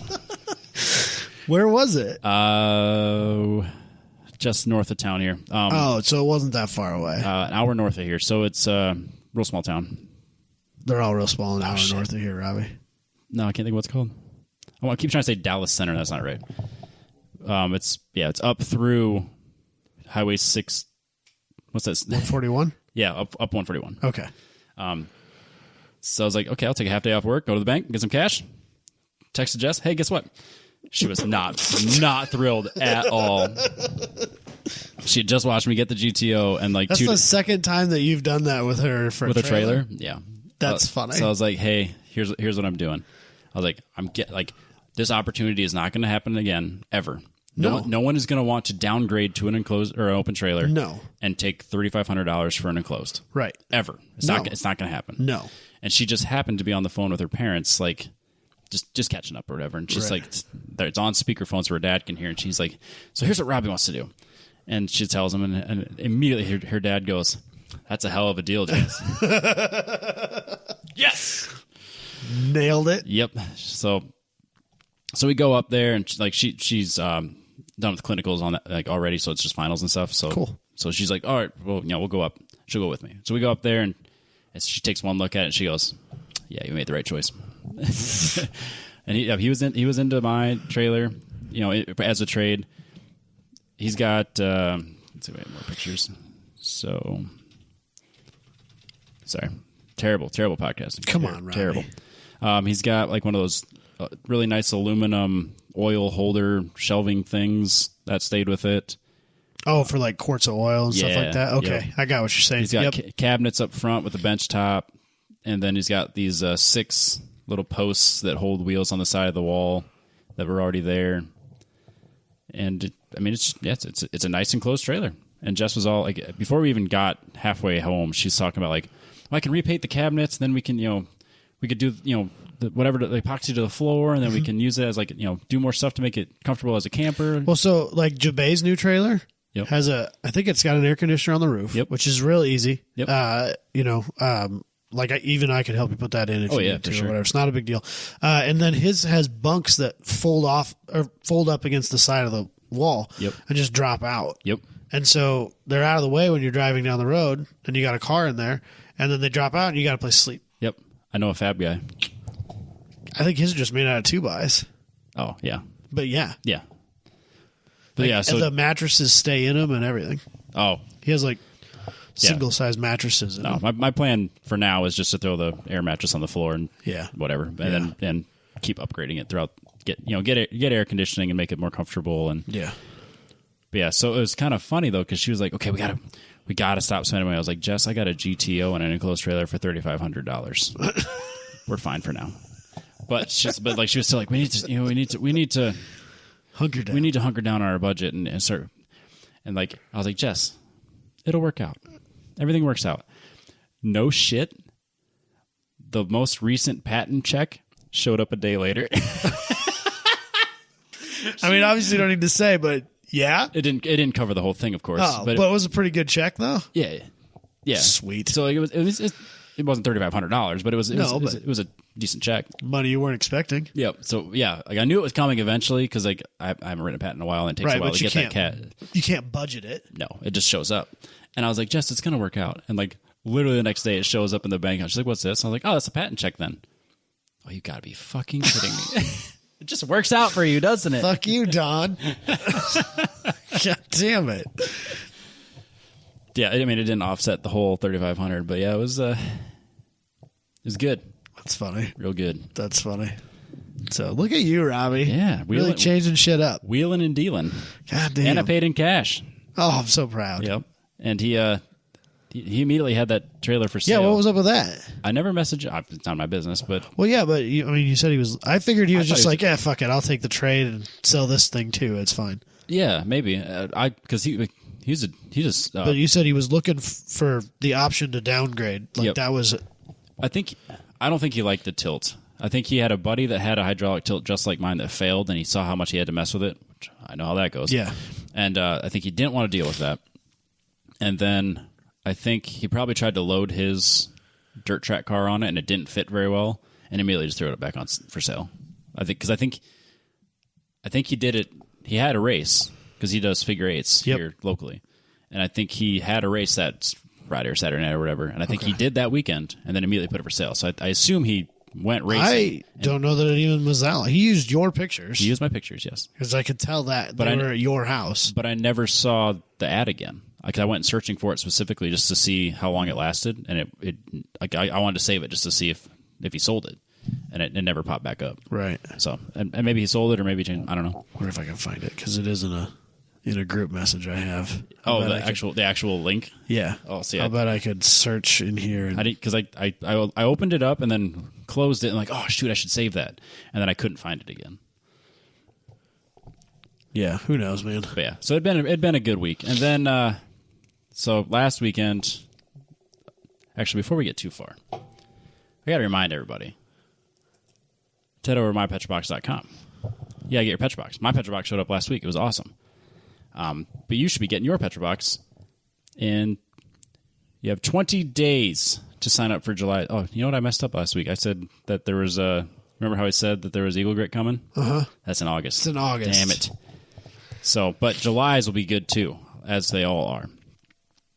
So yeah, if you want to head over to mypetrobox.com, use the code TTP15 for 15% off your first box. It's also good for anything available in the store, which will eventually be Eagle Grit. Otherwise, you can get shirts, dog collars, car care products. This month we had car care products. It was, buttery wax. We had buttery wax, which is actually kind of perfect timing because the GTO is going to need a good waxing right before I try to sell it. And another cool Petrobox T-shirt, and a flashlight, like a pen flashlight, and some other like smaller items.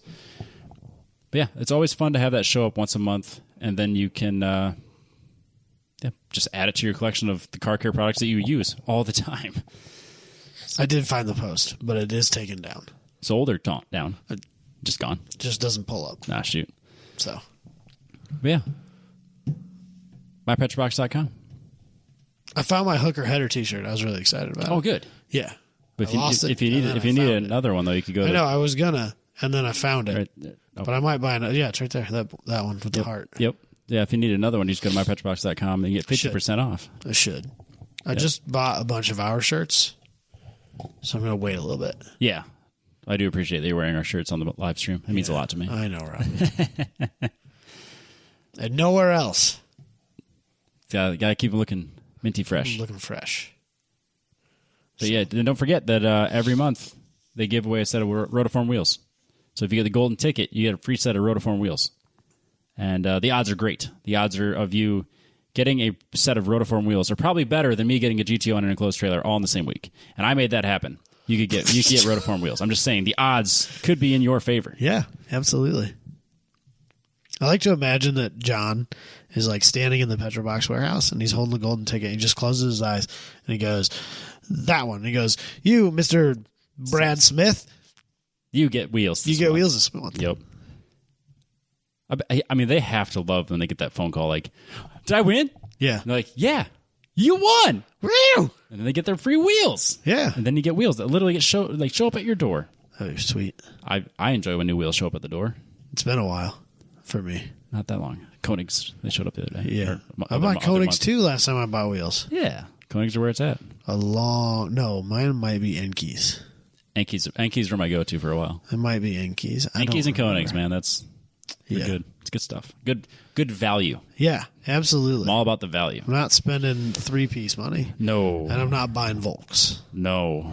I'll buy Koenigs. I'll buy 4 Koenigs before I'll buy one Volk. I would really enjoy 15-inch T37s on the Omni. Of course. Because it would be fucking hilarious. It would be awesome.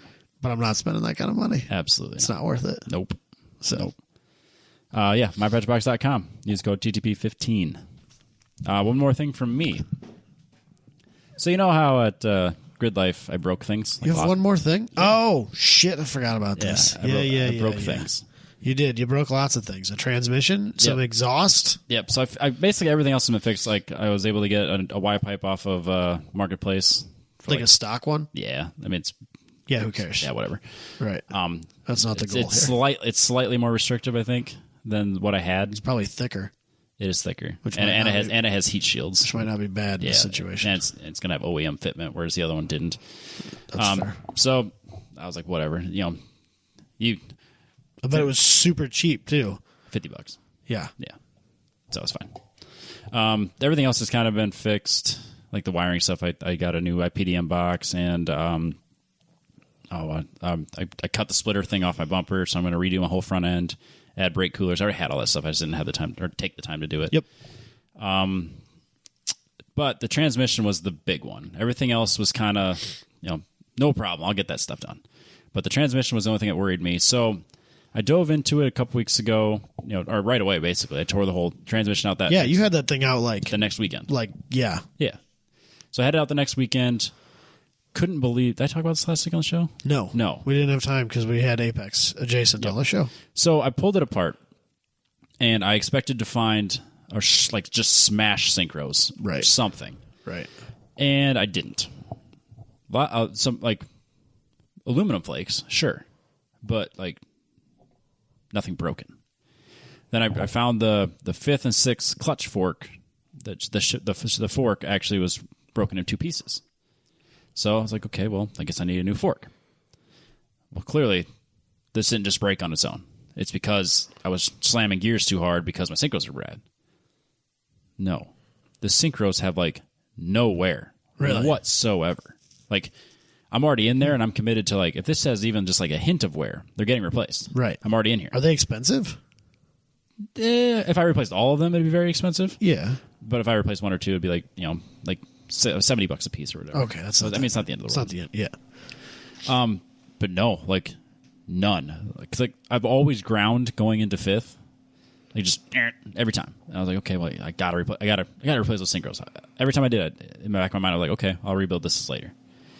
And I didn't last winter. It's a thing you do. Yeah, I was like, I'll rebuild it next winter. Is what I kept saying. I'll make it through this year. I'll rebuild it next year. I made it 1 event or 2 events, and so got home, took that out, ordered the fork, and I had it out Friday night, and I kept double checking through the transmission, all the gears, surely I had broken something else. Went all weekend, worked on a bunch of other stuff, and then Monday morning I finally put the order in for just the fork and then the RTV gasket stuff. I couldn't find anything else wrong. Right. So last weekend I went to install it and realized I had to take the rod that goes to the fork out in order to install it before I could put it back in. Bent. Bent. Yeah. So, where the shifter lever meets the rod, that little notch, Yep. it had bent and cracked. So it was what should be straight as an arrow has probably 1/4 inch bend to it. Yeah, probably. Just from that notch to the short end. Right. Which means every time I shift to 5th, it was putting force on one side of the fork, not the other, which is why it was grinding. Because it would push it off center and that would push it into gear. I just assumed it was synchros. So then, of course, I'm like, that can't be a common part to get. So how does that happen? It's like... That was my next thing. I was like, who the fuck breaks the rod? Calm down, Josh Orr. Yeah. Because, it's always been that way. I assume I didn't do it. Yeah. But I finished it for sure. Right. I was like, oh, great. And I thought for sure, no one has broken this. This can't be available. Yeah. And I log on to Facebook because I'm kind of steaming at this point. Fuck, man, what am I going to do? It's just a rod. I could call up some machining friends and make one if I had to. Yeah. Is it splined? No, it's just let's just say it's a 1/2 inch rod with a notch in it and then a hole for the fork, for the pins. Okay. So, honestly, I could make this with $20 worth of material and some machining time. Right. It's just a matter of getting someone to do it for me. Yeah. So, I had options. Worst case scenario, I can make one. But I would have to make up tolerances and re-engineer it. Yeah. And it's not completely smashed. It's just bent. So I could theoretically make one. But as I go on Facebook to kind of start looking it up, I noticed that someone had posted in my 350Z track group that I'm in that they had just shattered one of these at a endurance race. And they're like, anyone else broken one of these? And I posted my picture. I was like, I literally just found out 5 minutes ago that I broke mine too. And then I was like, fine. Hummel's Nissan in Des Moines had one of these, air quotes, in stock right. for $38. God, so cheap. I was willing to pay hundreds. Yeah. Yeah. I was like, it's still cheaper than a transmission. I'll pay it. Yeah. They had one, air quote, in stock for $38. So, and then I realized, I'm not the only one that needs one of these. I'm going to order it right now. Yeah. And if it's wrong, if they don't have it, we'll figure it out later. At least I have my order in. Right. So I order it, and like an idiot, I put my own VIN number in it because the transmission is not from my VIN. So the guy calls me, I didn't know that. The order is placed, so it's fine. He calls me Monday, and I honestly don't like dealing with their parts department, but he calls me Monday and says, hey, we don't have it in stock here, but we can get one. I'm like, great, but the VIN number you gave me doesn't match. What you really need is like, I was like, no. I shouldn't have put that in there. The part number I ordered is the part number I need. I've done hours of research. I know exactly what part I need. This is the only website that I felt comfortable putting my money in, thinking that I'm actually going to get a part out. And he's like, okay, I'll put the order in. So it says we have one in stock in the whole country. I was like, okay. So that means it doesn't exist. Yep, he goes, says one in stock in the whole country. Should be here in 2 to 3 days. I was like, okay. And we hung up, and I went, I'm never going to get that fucking part. Not a fucking chance. I'm never getting that part. Start working on plan B. Yep. So I'd already kind of started playing out in my head. I was like, okay, we'll give them till Thursday. If I haven't heard anything, I'll call and then see if there's an update. And if there's not an update, I'll go about spending my weekend trying to find someone to machine me one. And for some reason, my phone didn't want to give me any email updates all day Wednesday afternoon and into the evening. It's because it's 10 years old, Robbie. Shut up. Normally it does. But I don't know if it's just because I had just kept swiping them away that it was just like, okay, I won't notify you anymore. Oh, because normally I delete them as I get them. Right. But I was busy all day at work. It was a crazy day. So I just kept swiping them away, and I think it finally gets to a point where it says, okay, no more notifications. So then I get the notification saying, hey, your parts are here. In time for me to go get it Wednesday afternoon, and I don't see it till first thing Thursday morning. I was like, damn it. So then I go in today and I was like, okay, I'm here for my order, and online, the girl goes in the back and comes out with a fucking prop rod for a hood. Oh no! And she's like, here you go. This is not. You could just see me deflate. I was like, that's not the right part. She's like, what do you mean? I was like, that the part number here on the invoice. This is what I need. This is what you gave me, and I pointed to the part number. And she's like, oh. She had literally went back and grabbed the first thing that said Robert on it, because there's 2 people that ordered parts online, both named Robert. Oh, Jesus Christ. She brought me Robert's prop rod. And then the other guy goes in the back, no, this is it. And I was like, this is right. This is right. I got the right part. Dude, I can't believe it. $38. I can't believe it's the right fucking part. It's perfect. I took it out of the package as soon as I got in the car. I was like, this looks right. As soon as I got home, went to the shop, set it next to it. It's right! Woo! It's the same part! I can't believe you got that part. That just blows my mind. $38. They can't be selling these but a couple times a year. Well, they only have one in the country, allegedly. And then he's like, then they're on back order. I don't know when we'll get one. I was like, then get it to me now. Yeah. Overnight it if you have to. I need it in my hands. I'll pay $40. Yep. But yeah, shocked. Yeah. Still shocked. You should be. Dusty thinks I need to go get a lottery ticket. I'm probably still gonna. Kind of tend to agree with him. Good luck goes in 3s, typically. Is this the third? GTO trailer. This transmission. might be the third. And if the transmission goes back together and doesn't have any grinds or squeals or anything, that's 3. And I'll take all 3 of those all day, every day. Yeah, fuck yeah. I've had a good week. Fuck 2 yeah. weeks. So hopefully by the time this airs, the transmission's back in the car. Knowing you, it will be. It should be. My plan, it's Thursday. My plan is Friday to put everything back together. Let the gasket dry. Yep. Put it in the car Saturday, and then put fluids in it. Right. So, because I've done that before, where I put it with diffs. I'll put the diff together, and I won't wait till the gasket dries. I'll put it in, and then I get make a huge mess, and then put oil in after it's dried. I'll probably just be a little more patient this time. Did you buy a tranny jack for your lift yet? No, because the channels that the lift thing with the ride on is so rusted out. I couldn't use one of those anyway, so I'd have sits to, on the floor. Yeah, I don't want to spend the money. Oh, okay. I'll just lower the lift as low as it'll go and still be on a safety latch, or set it on 4 jack stands. Yeah. Or 6 jack stands, depending on how comfortable I feel. Yeah. And then just bench press it into place. I've done that before. I'll do that again. It does fit between the frame or between the rails though, on the hoist. Oh yeah. Okay. It was so easy taking that out, dude. Yeah. Like This is great. this is like because you just take the bolts out of the bell housing, and you take the bolts out of the bracket and just drop it down. After you take the drive shaft and all that shit out, and then like you get the last 2 bolts on top because it's already tilted back, and then you got it all out, and then you drop it to the ground as low as you can go, and then still roll under the car, and then you just do this number, and the whole transmission just falls right out. It took like a half hour, dude. It's not going to go in that easy. Oh, it will, but it still probably won't be too bad. It won't be too bad. I've kind of got a system figured out, like with that's the CD009. Yep, which is why the part number didn't match my VIN. Oh, because you didn't have a CD009 in yours originally? Not from the factory. Why not? They didn't start putting those in until later. Oh. And mine was like right before that. Oh. Because I remember Josh specifically said, it's the good transmission. Fair. Perfect. Fair. Interesting. All right. So yeah, I've had a week or two. Yeah.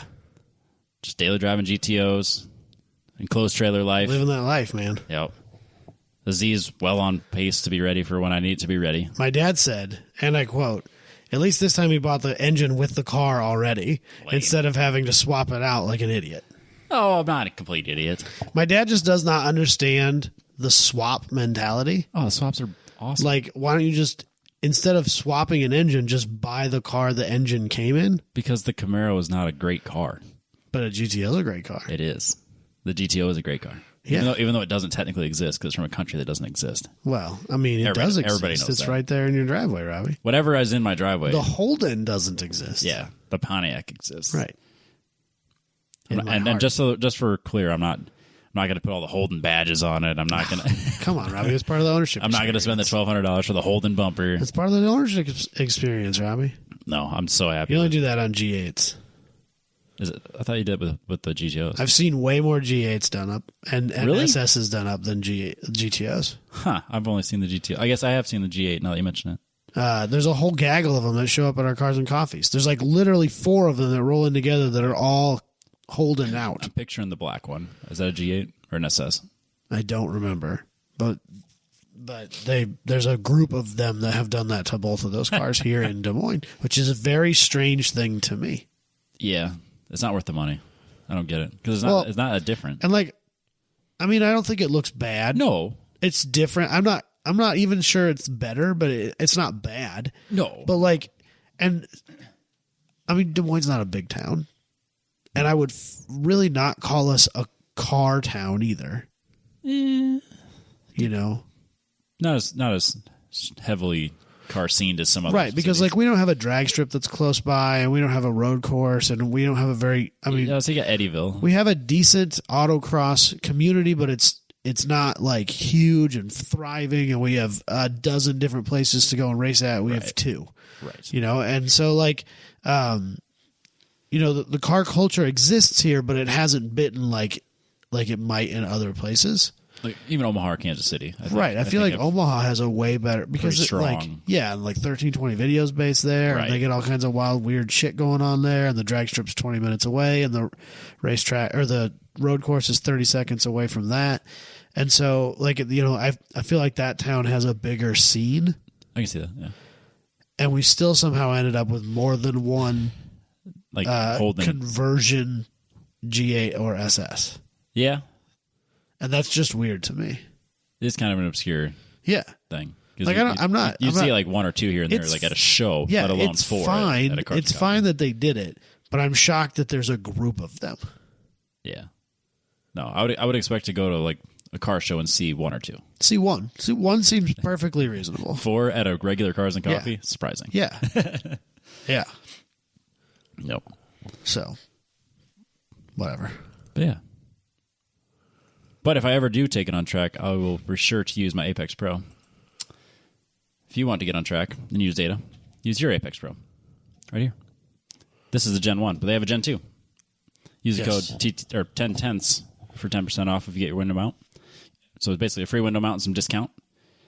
Always want to support Andrew. Andrew's been a huge supporter of us, and actually anyone that's trying to get faster on track. He's extremely knowledgeable, whether it's with his coaching that's available. I really need to take advantage of that. Otherwise, if you want to use just the ApexPro unit, you also have the OBD2 module that you can connect and get even more data. If your car's capable of doing it, you can get like throttle traces, brake traces, all that stuff. It just pulls it right off the OBD2 if your car's capable of doing it. The GTL, the 350Z is 04. Basically, anything newer than 08, you really start to be able to pull a lot of data. Yeah. So a lot of these newer cars, you can really a lot of data for not a lot of money. Yeah, it's crazy. In all reality, so crazy. So I think the Gen 2 is like what 580. The OBD2 module is like 120. Pair them together, it's still cheaper than most stuff out there that's giving you even close to that much data. And the interface on the iPhone is super easy to use. The data's, you pull it right up, it's right there. You can review it immediately. You don't have to go and hook it up to a laptop, download it, get through a bunch of not red flags, but like just hoops to jump through to finally start diving into it. It's super intuitive, super helpful. And then you just hit play and just kind of watch your lap and watch what you're doing. Then it's easy to learn from. Yeah. So ApexTrackCoach.com. I think something that people may not realize, you should follow these guys on their Facebook, even if you don't own a unit, because Andrew and his group of people that he knows do webinars and stuff like almost every week. Yep. And even if you're not using an ApexPro, there's things to be learned there. Yep. And it's super cool that they just put that out there for the masses. Yep. There's like a data beginners. I can't think of the exact name of the data. I think it's Data for Beginners, something like that on the Facebook, and they link it off the ApexPro website or the Facebook page all the time. Yeah. But Andrew does a lot of stuff with that, and it's just putting knowledge out there. He's just a super helpful guy. That, I mean, even if you don't have the device or you're not able to get one, like right now, all of us now. Right now it's hard to get. There are things you can learn from them. Absolutely. That's cool. So even if you don't have an ApexPro, but you do want to start doing reviews and you could borrow the Gen 1s from us if you were at the same events, and you could use that data and you could do a coaching session with Andrew. It would, you could use the unit for free, and then you could use his coaching, which is, I think it's reasonable. Yeah, it's like $100 for an hour or something. Like it's totally reasonable. Yeah, and it's him and I did one. We were going to do it on YouTube, and we just couldn't get the video to work right because it was just we were going to use it as an example to talk about, or to show what it actually entails.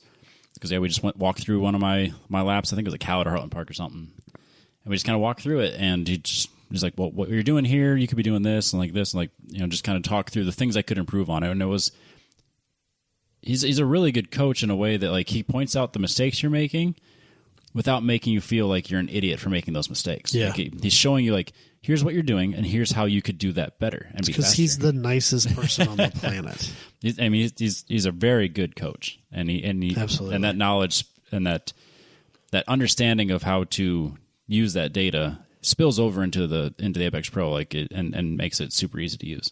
Yeah. So ApexTrackCoach.com. One final thought. Absolutely. I'm going to say this again because I have had a few people reach out to me already. And so I'm going to call this out again. If you are a Grid Life Time Attack competitor at any of the events the rest of this year, please reach out to me and talk to me about your car. I've had, I think 3 or 4 guys have reached out to me because of what I've said on the podcast. So please don't feel shy.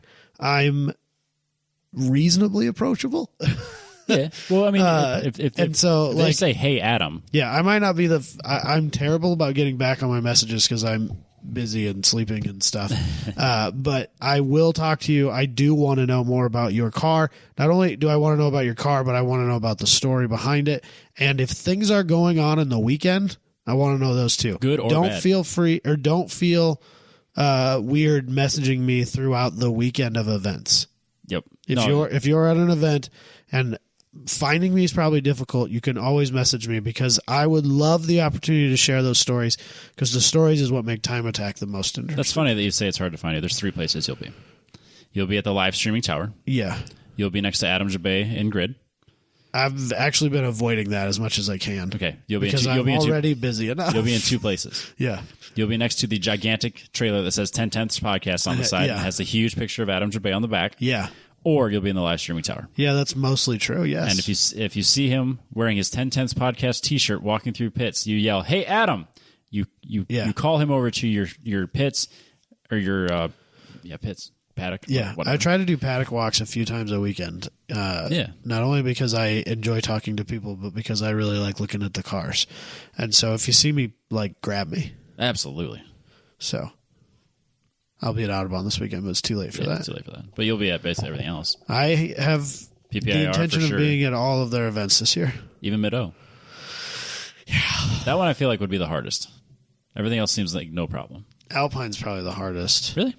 But you've planned for that one, though. Yes, but I mean, before I decided to take the vacation, there's more days there because it's a festival weekend. Yeah, that does make it challenging. And it's really not that much closer Than Mid-Ohio is for me. So it really doesn't change anything. Yeah, that's fair. So Plus, you got the distraction of the Petrobox guys and E-Man. yeah. So that'll be fun, though.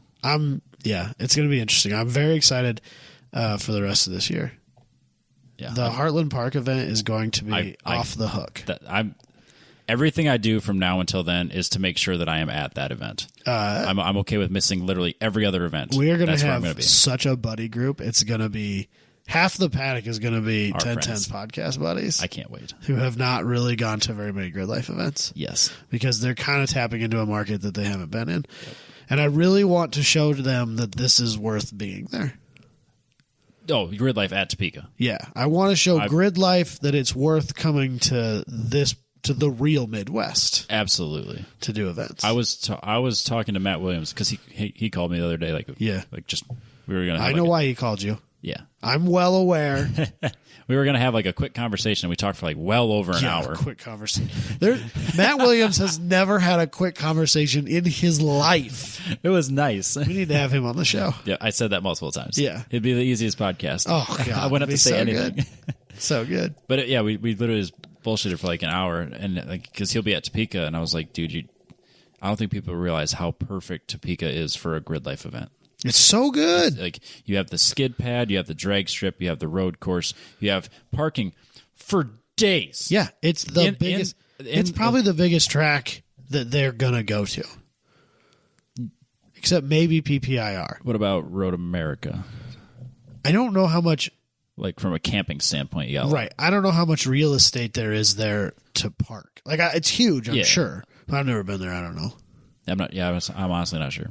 But yeah, Topeka has. Dude, there was a huge cement area. There was a country music festival with 20,000 people there the same weekend we were there at the race, and we didn't know it. We could hear the music a little. Yeah, that was it. It just sounded like my redneck neighbor. Yeah, they could have the biggest festival at Topeka. Yeah, if they really wanted to, it'd be huge. Yeah, and if they could figure out a way to also incorporate drag racing, I mean that'd be crazy. It'd be so cool because you have to shut down the road course in order to do drag racing, but which is what they're gonna. I think they're gonna run some test and tune stuff. I'm gonna try and get my dad to bring his car. It's gonna be great. Should have somebody bring the GTO down if I still have it. Hit me up. Holler at your boy. But they could literally have drift all day on the skid pad. Yeah, from start to finish, drift. It's huge too. Yeah, it's a big. They used to run solo nationals there. Yep, it's not a small skid pad. Nope, and the cement paddock for all the campers is huge. Yeah. No, it's going to be a great time. Plus, you get to drive through the tunnel. That's always nice. That's how you know when you arrived at a real fucking racetrack. Yep. Now I feel under the track. Now I feel like a pro race car driver. I just drove underneath the track through a tunnel into the racetrack. Yep. I've arrived. Absolutely. And everything. The facilities are nice. It's a really cool place. It's very well built, well maintained. Yeah. Showers are nice. Bathrooms are big. Yeah. They're not prison style. That's nice. I prefer my privacy in the shower. They do have a ceiling, which is up or down, depending on how you feel about it. I prefer to be showering under the stars, but if I have to, I'll take a private shower. If it's prison style under the stars or not prison style with a roof, which are we going? We're going private. Okay, all right. I just wanted to know. I know that's not how Hallett is, but I was just trying to feel the room out. Privacy first. All right, I like my privacy. But yeah, So, no, I'd love to see more, as many people as we can get there as possible. I yes, want to show it needs to be a success. Yeah, because we need to have. it should be a success. We need to show that it's worth Grid Life's time to come this direction. Yep. Nope. Without skipping right over us and keep going west. Yep. Nope. I don't. It doesn't look like I'll be at PPIR. I think it looks like I will be at Hallett that weekend with Dusty and Austin. Yep. And that'll be a good shakedown of the Z. Yeah. Just make sure everything's working the way it should. And then if something's not right, I have time to fix it before Topeka. Because, like I said, Topeka is where I want to be. I'll use up my Toyos before I switch over to my new setup, because I have version 2 of the Z in my head. I'm mostly done with it already, but Cool. Let's shut it down, Robbie. all right. Well, thanks for an awesome show, and we will catch everybody else next week.